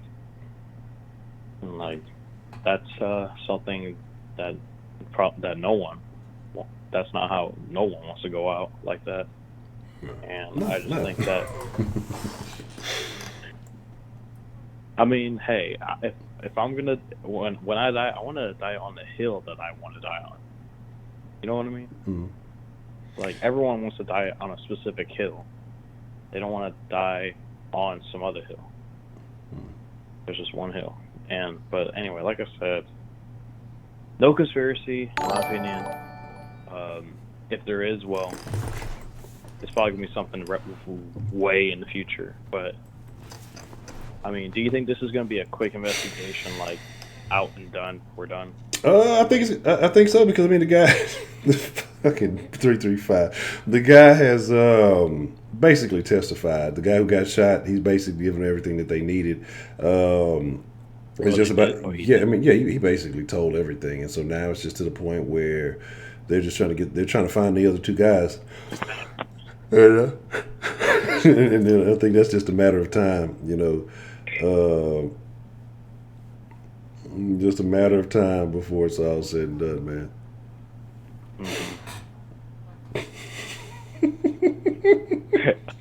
Are you okay? No, it's fucking dinosaur head. I can't take myself serious. Like when the face masks pop up on the screen, I can't help but laugh. The shit is fucking funny. Yeah, I'm a little bit tired, but the fucking face masks, they're terrible, but they're funny. It's hard to take myself serious with this shit though. Yeah. I mean, Halloween's around the corner, so. Oh man, yeah, we're gonna do something special for the den on Halloween. I'm gonna figure it out. Oh really? I'm gonna figure it out. We're gonna have to do something special for the den on Halloween. Yes, it's been a minute since I've acted a fool in the den, so definitely. Well, I don't plan on telling anyone, but You ever seen the Sam Raimi Spider-Mans? Back in the early 2000s. That was with It was Tobey Maguire. Yeah. That's like the last Spider-Mans I've ever watched. I was working at the movies when those came out. Yeah. So, in the third one, when he's doing that cringy dance. You know what I'm talking about? He's acting all cool. I don't remember. I don't recall. I don't know if I watched the third one. Yeah, I'm gonna do something. I was like, I'm gonna have fun this Halloween. So I'm gonna be the cool Peter Parker and do the cringy dance in front of people.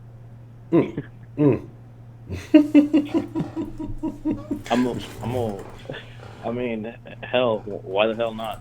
You know. The cool Peter Parker. Okay. No, that's what I hadn't got him. I don't know what's up with this line. Prepaid. For some reason, the text messages aren't coming. I'm gonna have to see what's up with this and why text messages aren't coming through on this line. But I'm gonna have to figure. So if anybody's been texting this new den line for some reason, the text messages don't come through, and that's a little bit bothersome. Yeah, I'm not gonna lie. I was it was free. It was Friday. I forgot the name of the show you do on Friday, like Free or whatever. Friday. It was on Free Range Friday. There you go. I was calling on the den line, but I'm like, something's not right here. So I go back to your stream and you post the number. I'm like, I'm gonna check. Oh shit, it's a new number. Yeah, I had to swap it up. What is? I don't fucking know. I have no idea why this shit ain't telling me what it is. I'm gonna have to do some tweaking and some checking this one. I don't want to do any tweaking, but I'm gonna have to do some checking to figure out what the problem is and why these text messages are not coming through, because that's a problem. Oh yeah, that's a big problem. Can't see what other people are saying. Yeah, y'all might be texting me talking shit about me, and I can't defend myself because y'all out there talking shit. Yeah, I might just look into it and see what's going on. I'm not sure what it is, but okay. So you say you cringy Spider Man. Have you practiced the Yeah, dance? cool. Like type in I mean, yeah, you can just type in Peter Parker cringy dance, and it's him just doing the weird, like, finger pointing at women, and he walks into a store, he walks back out, and he starts dancing, like, not giving a flying fuck if other people think he's weird or not. Okay. Yeah, I'm gonna check that out. I'm gonna check that. I got you. I got you. I'm gonna look into it here after the stream. I do a little bit around. I try to follow up on some of the things that we discuss on the stream after I get off live. But I look into it. It's like I feel like I know what you're talking about, but I'm not 100%. Yeah. It's those are the OG good Spider-Man movies, in my opinion. Yeah, I think that's the only ones I think I've actually seen. You haven't seen the new one? Nah, I haven't. Haven't gotten into them. Oh man, you're missing out. Oh man. Well, okay, I'm gonna check it. But yeah, I've heard good things about the new Spider-Man. I'm really mad about this. I'm really mad about this text message thing because I really want to see these videos. Has this ever happened before? I mean, like I say, with this new line, I haven't received any messages, and like I said, I've actually sent some out, but I mean, I guess it makes sense to why, if anybody's replied to them, that I haven't gotten a reply because, it's just maybe they're not going through, maybe they're not working. I'm gonna figure it out. I'm gonna have to do some tweaking with the line. I mean, if the phone line's working, then the text line gotta work. Yeah, that's what I would assume, but I don't know. Maybe something else is going on here. Right. Probably just a small thing. Maybe it's just a small thing you got to really look into to find it, and then you just got to fix that, and boom, it works like a charm. Yeah, that's what I'm thinking. Like, It's probably me. I'm just overlooking something that this is a little switch or something because, like I said, that's what happened with the little ringtone thing. I'll figure it out. That's no big deal. I don't know. Let me see. Yeah, okay. First it was not turning on the microphone. Now it's the text line not working. Yeah, as I said, it's bothering. It's eventually gonna get right one way. Okay, now it says it's coming on. We'll see what happens. All right, that's good. Okay. Well, anything else that you want to add there, Chill? Nah, I'm good.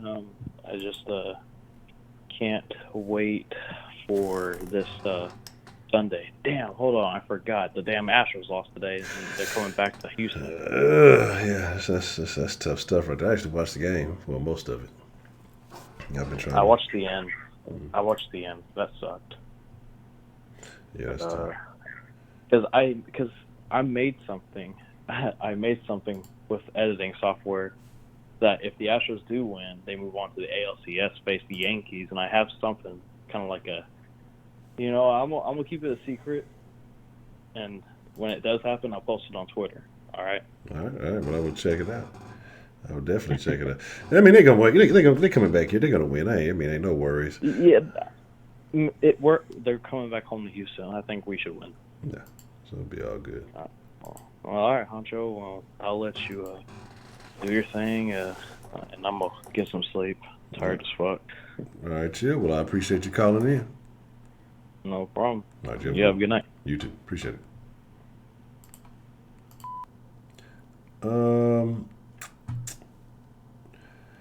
What are you talking about?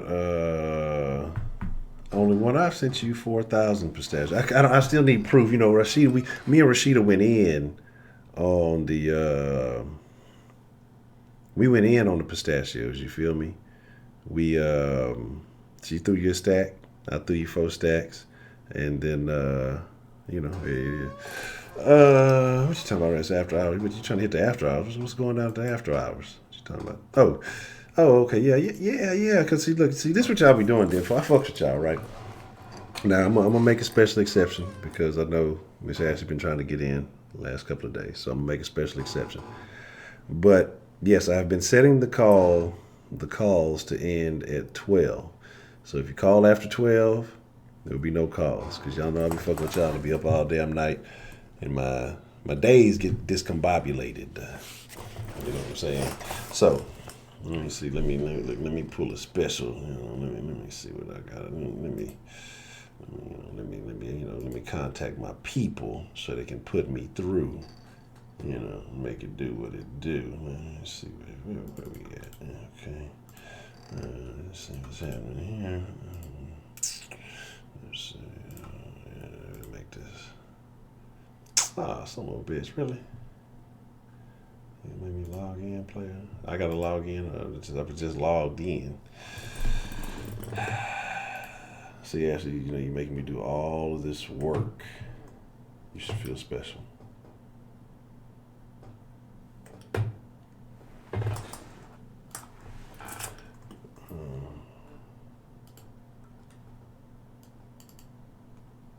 trying to figure out what's talking about fucking beta.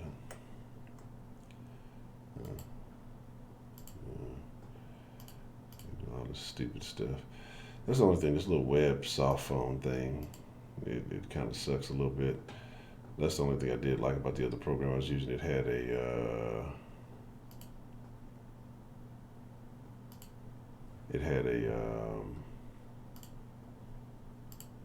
like a dedicated app to it, so I didn't have to fucking log into this damn website to do all these shenanigans. And like I say, that's just making me work to do stuff. Just unnecessary. It's just slave labor. Slavery, I tell you. Hello. Testing. Over there. Can you hear me now? Can you hear me? Can you hear me now? Good. I Yes. can hear you. Yes, I can hear you. I'm just fucking with you. Yeah, I'm just fucking with you. Yes, I can hear you. So what's on your mind, Miss Ashley? Well, I mainly just wanted to call in. Who was the first caller? Prepaid was the very first caller tonight. He hardly ever misses an opportunity to bootleg. It's so fucking disgusting. Wow. So what makes you say that? Just he's constantly bashing black people. Why do you say that? Why do you think he's constantly bashing black people? I don't know why he's bashing black people. I don't know what's on his ignorant ass mind. Like, I don't read minds, you. Okay. So what is it that he said in particular, specifically, that made you feel this way this evening?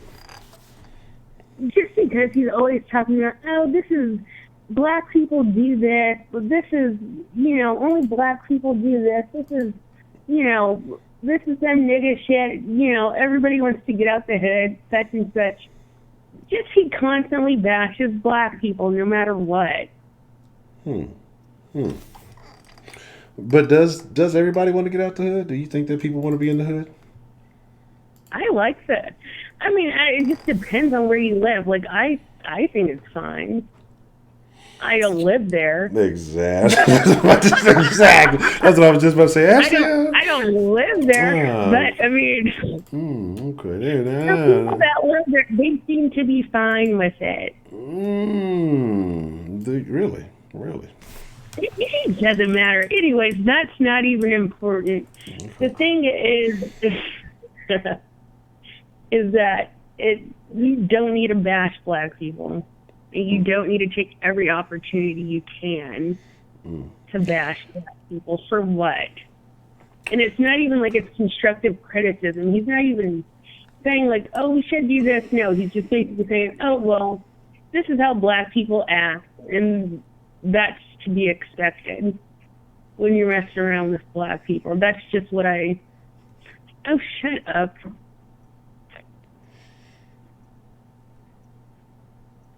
Okay. So, what about this case that we're talking about? The well, not even a case. It's actually not a case. Well, I guess it is a case, a separate case from the Amber Guyger case, with Josh Brown and what they're saying. So, do you believe Dallas PD? Do you think that this was a drug deal gone bad, or do you think it was something else? It could have very well been a drug deal gone bad, but I mean, I don't see why people are acting like it's not. Like, it could be the government. The government does play shady sometimes. Like, and then he acts like it's so crazy that black people are acting like it's not surprising that they would that they would go out of their way to kill anybody. Like, law enforcement does it all the time. Not saying that this was a case of that, but it's like, yeah, it does happen. The government does get black people to kill other black people. That does happen a lot. Okay. Now, I only want to lie you to hose me out of a lot of pistachio. No, I'm talking to a particular. That's the same thing that happened with Malcolm X. They paid somebody that actually knew him to kill him. It was a black person, but it was the government behind it. Well, so what does that say about the integrity of us that we're willing to off our own at the government's whim? If this is happening so frequently, what is that? Is that a character flaw? Is that just some bad apples? I mean, like, what do you attribute that to? It's not even necessarily a black thing. It happens with all races of people. Okay. So you can't just say it's like a black or a white thing, but don't act like it's highly unlikely that would happen. Okay. You know, and people are self-serving. There's lots of rats, just crackheads that'll do whatever for whatever. Okay. But so I mean, if you were to have to be, you know, dead set on one or the other, which way would you lean? More so government sponsored assassination or random hood nigga shit? I mean, I really think it's the drug deal. Like, being a drug dealer isn't specific to black people. And getting killed over drugs isn't specific to black people. Like, how is that nigga shit when it's everybody? It's anybody who's in the drug game. That's a possibility. Okay. But what if it's niggas in the drug game? Does that make it nigga shit? It was definitely some niggas in the drug game, but that's not the point. You can't just say like, oh, this is. But if it's niggas, there's lots of people that get killed over drugs. There's Mexicans, there's white people. Mexican niggas and white niggas. Yeah. Do you know where this is from? Wait, niggas, dirty niggas. What movie is that from? 5 seconds. I have no idea. I'm bad with movie. You don't know that movie? Paid in Full. Well, yeah, that's I'm terrible with the movie lines. I haven't seen Paid in Full. That's the code for white people. You say niggas, dirty niggas. Yeah, I mean, now it's been a minute. I lost on that one. But it is a great movie, though. Okay. So, do you think that, you know, with these guys, what do you think is going to be the outcome for them? Do you think that they're ultimately going to receive a harsh penalty? Do you think it's going to be something different? Like, what do you think it's going to be for these three young gentlemen? They're probably going to get the same penalty as anybody would for murder. Because isn't in Texas, like, if you do what is it, like, if you do a crime with someone and somebody dies, like, everybody goes to jail for the same thing regardless of whatever. Absolutely. Yeah, so they'll all probably get the same punishment as any killer would. Yeah. And I think if you commit a crime and somehow in that crime, like say if you get on a chase or whatever like that, and the police, even if somebody gets killed, like even if it's like at the fault of a cop running somebody over or anything like that, because you committed that crime and started that whole scenario, I think you can also get murdered for that too. You know, it's like the fault is on you. So that is very. That's a good shot. Okay. I could have swore I gave only one lots of pistachios, and I think she deleted the message somehow. I don't know, but I think she's winning on the pistachio. She hit a pistachio lick on me. Okay. So ultimately, because I don't know if we got to speak much about the trial. Oh no, well, you were trying to call in yesterday, didn't you? Say that you were trying to get in yesterday about Yeah, some of the comments that we had. What did you feel about yesterday's topic? oh my God, I thought it was off the wall. Off the wall. How so? Just because I can't remember whose call I had came into, but I really think it was prepaid Mike, the same guy from today. Like, I just think, he just constantly bashes black people. I think I was going to call in to call him a coon yesterday, too. Just like, huh. Like, why would any, like... wait. Please do that sound again. What was that response? I need to hear that one more time. What? The one you just like or that I need to hear that. However you, it's so gross. Okay. I don't know. Oh man. Okay. So what happened yesterday? What was the bashing yesterday? What was the bashability yesterday? What was it? I don't even know if it, because he does sound just like that other guy, so it could have been him. But it was somebody talking about their wife had taken care of them, and that black people or black women need to, cater and take care of, I don't know what he was saying, just that white people are more, some bullshit. Just whatever he was saying, it was bullshit. So I don't even know who it was. It could have been him, but whoever was saying their wife supported them through college. Yes, he made mention of that, yes, when he was in school. That, yes, I think that might have been prepaid call then yesterday. But what about that? I mean, because you see a lot of these stories, and I think the ultimate narrative is that we go to, and I think we see a lot of successful, especially when you say successful black men. The rumor, the alleged, supposed thing is, well, all the successful black men go and get with white women, which is not true, because the statistics show that black men are mainly with black women and vice versa.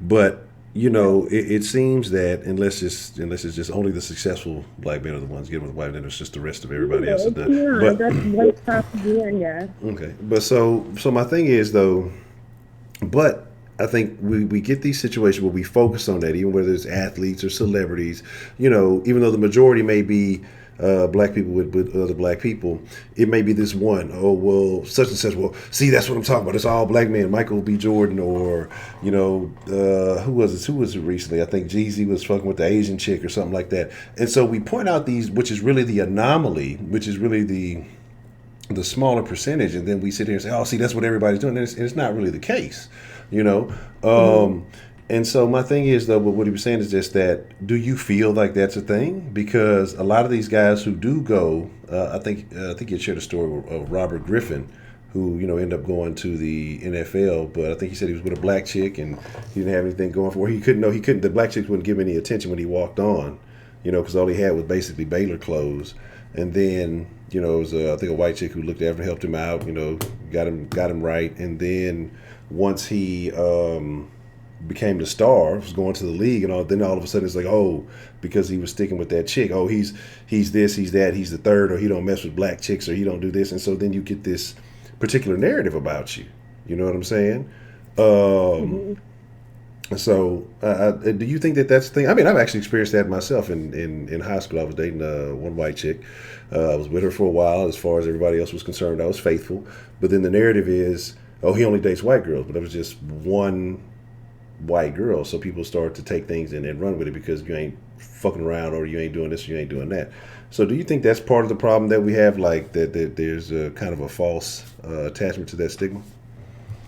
I feel like it just stands out more. So it's like, you just, not even that it stands out, because I don't think it's particularly a good thing, but it's like you notice it more.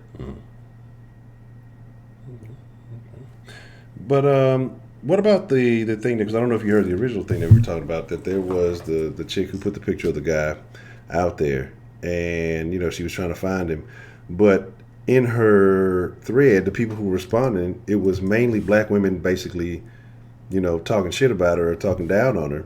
Do you think that that is right for them to do so if she has, particular interest in one gentleman? Do you think that they should have just kind of moved on? Or do you think it was their right to voice their opinion about her wanting to get a date with that young man? Wait, who wants to date with who? There was the whole conversation got started because there was a post. I think that I want to say it was in Tennessee, so I want to say it might have been at a UT game in Tennessee. And the chick, basically, she was at the game, and there was a black guy, it's a white chick, short hair, and there was a black guy about, I think, a row up, about 2 spots over from her. She could have turned around and just introduced herself, but instead she took a bunch of those pictures, you women folk like to take of yourselves, but you're really taking pictures of shit in the background too. And so she circled the guy and then posted it on social media, on Twitter. And she said, hey, I think this guy's really cute. Saw him at the game last night. Can anybody help me find out who he is? I'd love to go on a date. And this post went viral, but mainly it was black women talking shit, to her about, leave our black men alone, or this, that, and the third, or, and then there was a response to it, but it turned out it was a fake response. But a lot of those same women who were in those conversations saying that, people went through their timeline and things like that. The ones who made it a race issue also had stuff talking about, I love white guys, I'd love to date a white guy, vice versa. So it's like kind of a flipping of the script. So what do you think about that particular situation? Do you think that's right of them to voice their opinion? Is it right for them to voice their opinion on a meme? Yeah. What? I mean, it's a bit if they're... But if they're being hypocritical, does that make sense? So basically, like I say, I don't know if you saw, but like I say, a lot of them are saying, or a lot of black women say that they're okay with black women dating white men, but despise black men dating white women. Do you think that's hypocritical? No. No. I mean, see, I don't. I mean, no, I don't. Why but not? the thing is, I don't care what everybody else is doing. It's just the people in my family. Like, that's who I care about. I don't care if my neighbor's interracially dating or my friends or whatever. Like, I don't give a shit about those people. Do what you want, have a million kids, whatever. But in my family, no, I do not want that. Are you already practicing eugenics in your family? So what is it personally that makes you against that in your family? I don't want to look at it. And like every time I talk about it, I sound like a racist, but it's like I can't be because I'm black. And it doesn't matter. Even if I am considered a racist or that's considered a prejudice thing, like, even if people aren't saying it, this is what most people think. Unless you're like, no, I just don't know. I want my grandkids to look just like my kids. That's what I want for them. Okay. You can get yourself a light-skinned girl. I don't care. But, no. Something else home. Okay. I love the diversity of the den. I mean, everybody's entitled to opinions. So I want to do a quick poll. I'm going to do a quick poll out there. So do most people, in the chat, 0 for yes, I'm fucking it all up, 1 for no, binary voting. Do most of you guys feel like that too? Oh my god, see, white people will have a fucking seizure if you say you don't like that. Like, I'm not even a racist. I have white friends. My best friend is white. There's no way I'm a racist. Like, no, I just don't want that in my family. I don't see what's wrong with saying that. This is beautiful. I'm like reading the comments, but it's like, Like saying, like, just, I don't have to want that. Just because you think it's good for you or fine for you, I don't have to want that for me and my family. Oh God. But I'm like, so okay. So by what you're saying there, so do you? Because you hear it all the time. You hear the reverse of that.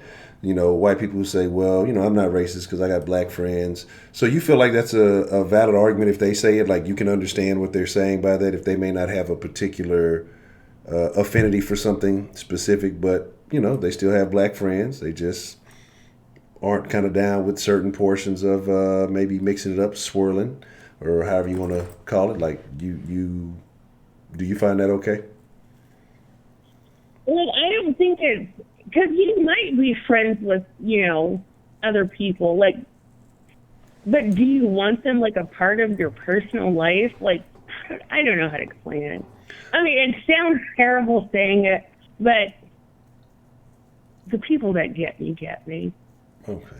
I get you, Ashley. I get you. Yeah, it's just like, okay, like you can have I could have a gay friend, but do I want my daughter to be gay? No, I don't. And would I encourage them to be gay? No, I wouldn't. Because I don't think that's what's best for anybody.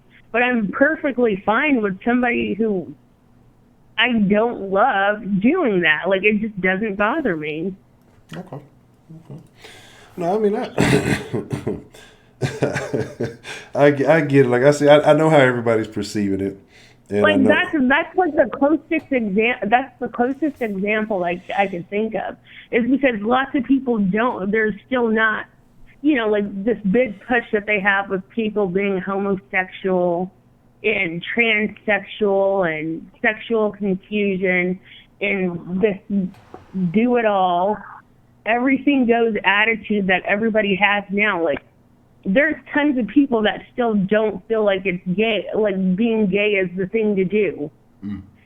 But their neighbors could be gay, their teachers and doctors could be gay, and they could be perfectly fine with them and their lifestyle, but would they want their own children being gay? No, they wouldn't. Or would they want their parents coming out as gay? No, they wouldn't.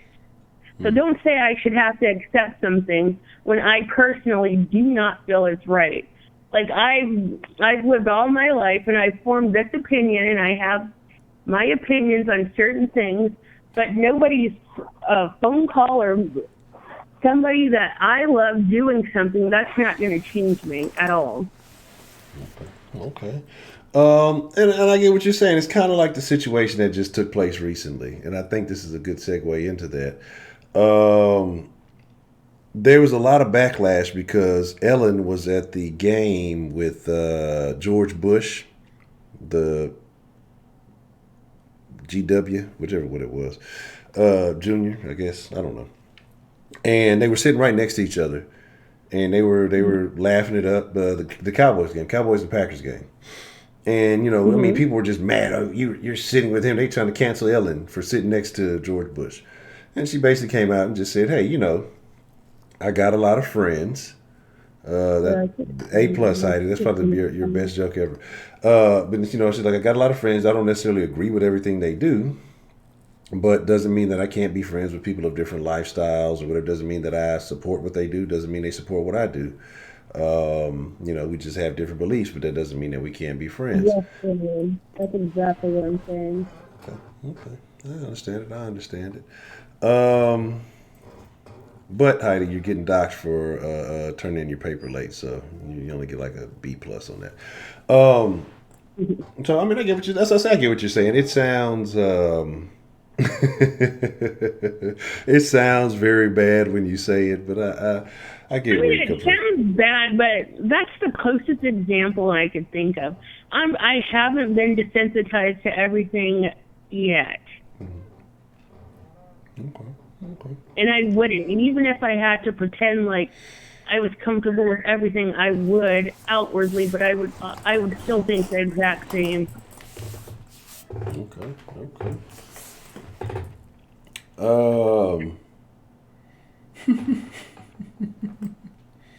That's funny. That's like, people think just because I sound like this, I'm some sort of white sympathizer. No. I'm a black person. Yeah, so y'all see that's y'all problem. Y'all act like black folks can't speak appropriately, and y'all start talking down. See, that's fucked up. See, ask my partner. Y'all gonna ease up off my partner, man. Y'all are just misinterpreting the message. Okay. So I mean, I can understand it because I mean, it's just, I mean, again. Some people are. That's just kind of how they operate. I mean, it's okay for the rest of the world. I just don't want to deal with it personally. I can get that.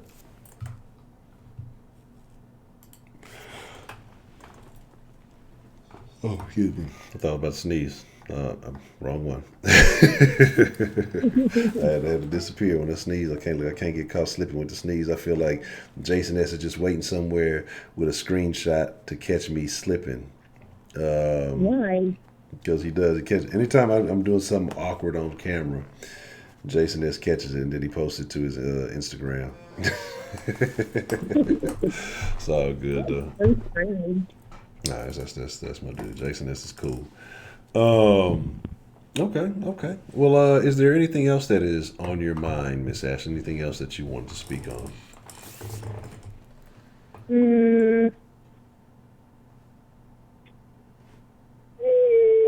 Yeah, just no. Just that I don't have to accept everything. Okay. I agree with that. And again, like I said, everything ain't for everybody. I'm a firm believer in that. I think, again, like I said, I think it's the way that it sounds when you say certain things, that people are going to take it a certain way. Because I think that I say a lot of the similar stuff. Look, hey, I don't care what you do. I don't hate you. I'm not against anybody. I just don't necessarily want that in my circle. I just don't necessarily want that in my area. You know what I'm saying? So, and it's not like I go out of my way to speak on it or go against it. I'm not gonna I just don't care for it. That's my personal opinion. I would never even say anything unless somebody asked. There's not I'm not. I don't know. Just that's the only thing that bothers me. Okay. I got one last question for you. Sure. What's your favorite restaurant? To eat at? Fast food or what? I would say to eat at. What else do you do at restaurants? I thought that was the primary principle. Any restaurant. I mean, it could be fast food. It could be anything. Your favorite place to eat. I don't really eat out. Okay, so you prefer your own cooking compared to eating out? Yeah, I usually cook at home, or sometimes I'll get ethnic food. I really, really love Indian food or Ethiopian food. It's so bomb. I love that. What is a good Ethiopian dish? I don't know the name of it, but it's the spinach stuff, and they put mushrooms and tomatoes in it and carrots. Good. Or the lamb. I don't know if it's curry or what, but it's just lamb. And then they have this stew, chicken stew with eggs, boiled eggs. That's pretty good. Okay. I'll have to check that out then. Because I've seen some places I've been looking. I've been trying to diversify my eating habits. Okay. Have you ever had Ethiopian? Or do you ever eat African food?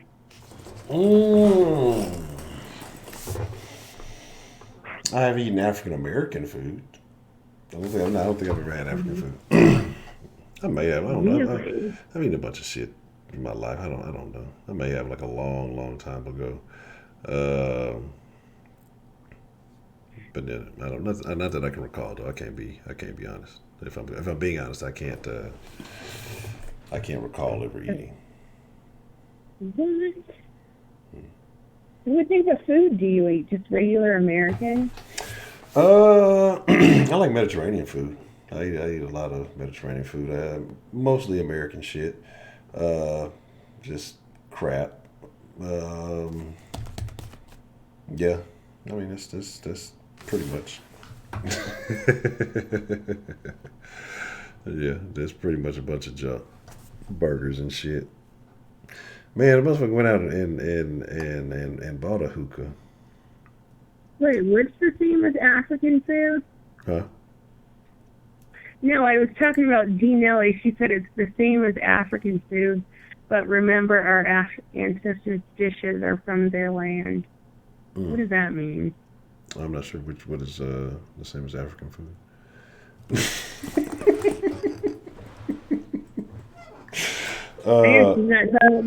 bullshit African American food. African American food. Yeah, you don't eat pig's feet. Do you eat chitlins? Do you eat chitlins is the question. Oh, yeah, I do. I mean, I don't cook chitlins, but yeah, I eat them. What? I was not expecting that answer. Chitlins? I was not expecting that answer. Like, really? Yeah, I didn't think that you were saying chitlins. Yeah, I eat chitlins. Do you eat pig's feet? No, I do not eat pig feet. You don't eat pork at all? Lately, no. But when I was young, I think I tried pig feet like once when I was little. What was it, like the little motherfuckers off of In Living Color? Hated it. What? But chitlins, I'll eat chitlins. If they're properly prepared, I'll definitely eat some chitlins. Like, chitlins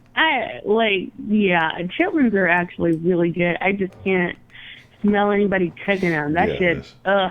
Yeah, see that, yeah, I have to come after they're already fried. Yeah. But, honestly, but the last time I probably had chitlins, it's probably been, it's been a long ass time. We're talking about some years. But I'm not opposed to eating them if they're properly made. Yeah. See, yeah, look, yeah. What is the call when y'all call after 12? It says after hours. This is the den after hours. This is the conversation y'all get. Pig plates and shit like that. But no, but as far as pork now, no, I really don't. I really don't eat pork too much. Bacon. Rarely, if I catch it on a burger or something. But it's like I probably, as far as like for breakfast, or something, I probably end up eating turkey bacon more so than I eat just regular bacon. Like if I go out somewhere and I want bacon on a burger or something like that, then I'll get it. But turkey bacon tastes like poison. What happened? I said turkey bacon tastes like poison. It just tastes like a bunch of chemicals. No, see, look, so you sound like my old lady. She's a turkey bacon hater. Then when I make when I make my fucking little fried egg and turkey bacon biscuit breakfast sandwiches, you can't make me one. So you just talking shit about the turkey bacon and now you fucking want one. What kind of shit is that? You know, look, you know, it's just about how you properly prepare the turkey bacon. Mike would eat turkey bacon. I said it's not weird that prepaid Mike would eat turkey bacon.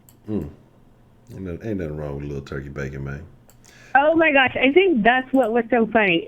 So yesterday during someone's call, they were like, yeah, even I wear buttons. I don't know why I thought that was so funny.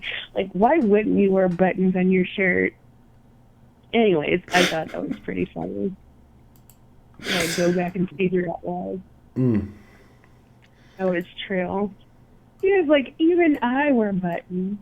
I'm like, oh my god. He does, Lottie. Like, so surprising. Buttons are a rarity on clothing these days. Okay. All right. Well, I'm not gonna lie. I'm a tired honcho here. So I'm going to get ready to wind it down. But Miss Ashley, I am glad that I called you back and took your call. I think it was a good way to end the den. So y'all not peeping it. See, look, this how DeMarky be on the phone. Y'all don't even peep it. This how DeMarky be on the phone talking to his hoes. He don't be on the phone. Yeah. DeMarky ain't got no hoes. I put a picture up on the I put a picture up on the screen. DeMarky uses what is that? Was a rotary phone handle to talk to his hoes on the phone. But laying on the bed, twiddling his feet, DeMarky got a sidekick. phone cord wrapped around his fingers, dripping. DeMarky got a two-way pager. That's tough. Oh my God. But You're like, hold on, the bitch text me 305. You gotta get his money. Bitch better have my money. That's right. I can't fuck with y'all this late. It's time for me to go to bed. But Miss Ashley, I appreciate. Man, shout out to Man Cave. What's the motherfucking deal? But Miss Ashley, I appreciate you coming through and calling in, or me calling you and sharing your thoughts You with us called this me evening. again. This is the second time. Yeah, you know I be calling them. Paul, you feel like you can bait me into a racist rant. What the hell? What? No, never do such a thing. That was not the intention. But What do you think about interracial relationships? Yeah, right. I mean, as long as you're honest. I mean, this is the den. We got to be honest in the den. You know what I'm saying? It's just it is what it is. You know. At least you kept it honest. That's all that matters. Right. Anyways, thank you for calling me. All right. I enjoyed this phone call. That's a bet, Miss Ashley. I appreciate your call. All right, bye. All right. Oh man. Shout out to Miss Ashley. She's funny. Y'all don't like my pimp person? I'm telling y'all this. What he got? But see, that's the thing. He got a bunch of gold on. Then he got like, what is it? I don't know what's going on with the bracelets. Where we at? Yeah, man. Hey, Bo was a pro. Man, Cave. You know what?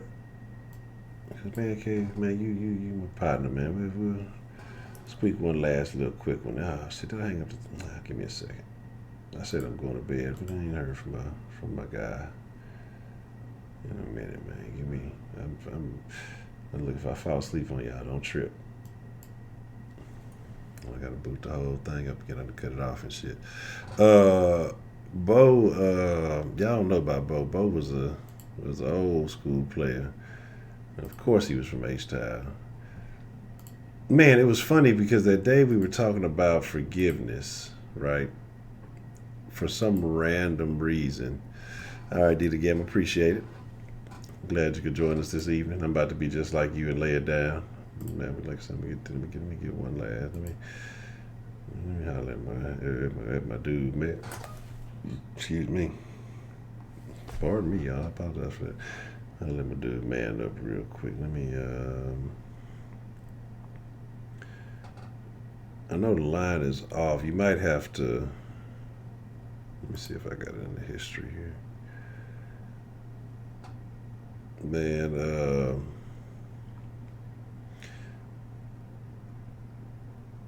no, it actually been, man, last day or two actually felt pretty good. Like I say, last night, early today, actually felt pretty good. Hold on one second. Okay. What is the deal? Hit me on the whatchamacallit. Let me know if you're good for Sunday, man. Up. Make something happen for the pregame. And then we'll link up. See, I gotta go. I'm looking through the things. God damn, it's a bunch of calls. Y'all be, man. Look, shit. Let me see if it'll let me separate it. If it'll let me do it like this. So, like I told you, the thing tries to transcribe voicemails, right? When it leaves, when it when people leave voicemails. I'm gonna read. I'm gonna read what it says. 'Cause I don't think these things be anywhere close to right. All right, we'll go the way. Says, hey Jim, it's we'll come out the way. I see. It was do always enjoy at least initially, but when we start but they might not leave a message. Let you know, you got homegirl, cousin, baby, your mama, your grandma's, some wish that but I don't want to do it. Somebody that they love, that they like to share. So I don't know what that is. This is what the fucking thing say. It fucking transcribes some of the craziest shit.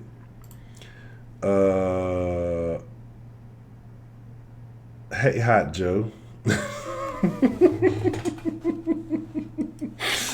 Says, hey Hot Joe. This has been killing like the redheaded stepchild because I'm calling in really late. Well, I got cute into leaving a message, so here's your message, all right? The next time I'll be fun night. Like I said, I'm not gonna say who left what messages, but it definitely takes things and it just does some other stuff with the messages, man. That's a bet, man. I'm finna lay it down. I fucks with y'all. I just wanted to, if Hillary runs in 2020 and she gets the nomination and y'all motherfuckers vote for her ass, y'all all fired. Everybody fired. But I appreciate y'all, man. Again, it is a honor, a privilege, a pleasure. Every night I say I'm only gonna fuck with y'all for fucking 2 hours, and I just can't do it. I'm gonna start running like next week.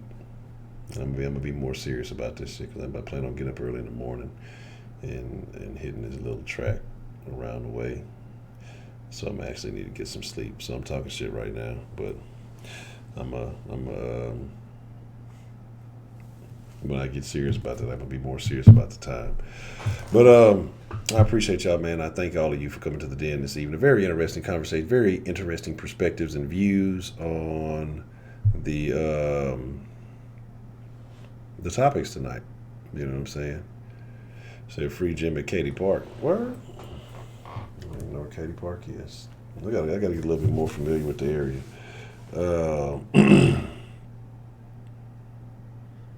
Let me see. All right, bet that man up just a bit. Look, I'm all for free. I'm cheap as hell. I'm all for free. Let me see where we at. I was somewhere. I saw a Ray Rice park. Oh man, that's funny.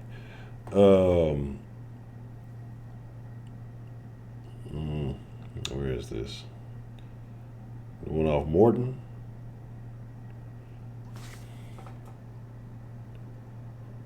Is that the one? Oh man, so you talking about doing all the bad stuff. I've done none of those things in quite some time. Mary Jo Peckham Park. I still got some goals for you before I can get lit. It's on Avenue D. Okay, I'm gonna have to check that out then. But yeah, I'm gonna definitely reach out to you, man. So find some of the inner workings. And definitely want to hit that spot if it's still kosher. What was it, Cigar Time? I think it was called, or whatever it may be. Definitely need to link up, man. I don't speed period. Look, man, I'm not playing no games around until I learn the system. I am not going off. I'm not going over the limit. But it's cool. I see a lot of very interesting places. But a lot of y'all probably like, what the fuck these motherfuckers talk about? Again, I appreciate y'all. I thank y'all. Y'all are great people. Y'all get y'all some rest. I'm going to get me some rest. We'll be back at it tomorrow. For those of you who rock the sauce, yes, there will be sauces going on. Oh, let me have one of them houses. Let me have a Heidi house. Don't drive over 30 and old Katie. See, I got to learn what's the difference between old and new Katie. I got to learn. I got to learn all the ins and outs. You know, before I be fucking up. I just look at whatever speed limit is. I stay a little bit under that bitch until I'm familiar. I go with the flow of traffic. If traffic is flowing around me a little bit faster, then I'm gonna just stay with the flow of traffic. But you know what I'm saying? Hackberry. It sounds like a street where they kill niggas. Oh, okay. I know. Oh, Katie, is that where we went and ate breakfast at a spot, Sparky's, something with an S, little breakfast spot. It was actually pretty good. Snappy's, that's where we went. Snappy's, yeah. That bitch was cool. Yeah, we went to Snappy's and ate some breakfast. Cool spot, man. Yeah, we'll definitely go back again. Yeah, we went to Shelley's and ate. Yeah, meet the old lady and the little one. We went in there and oh, okay. Then I know where you at. Yeah. Okay. I think I passed that church up. I was just talking about the church on the way there. All right, cool. That's a BET. All right, I'm really getting out of it. We have all this Katie talk. We have a Katie chat only. That's where Katie's hood is. Okay, I figured that. That was funny because I made a little bit of a joke to my old lady about that. But y'all be cool like y'all be cool, man. Again, like I say, make sure y'all following the Den. I don't know if I need to keep the Den social media. 'Cause I'm gonna be honest, I don't be on them bitches like I need to. I might just combine the Den show stuff with the Ed Honcho stuff and just make it easier. I don't know. I'm out. Till tomorrow. Y'all be cool, man.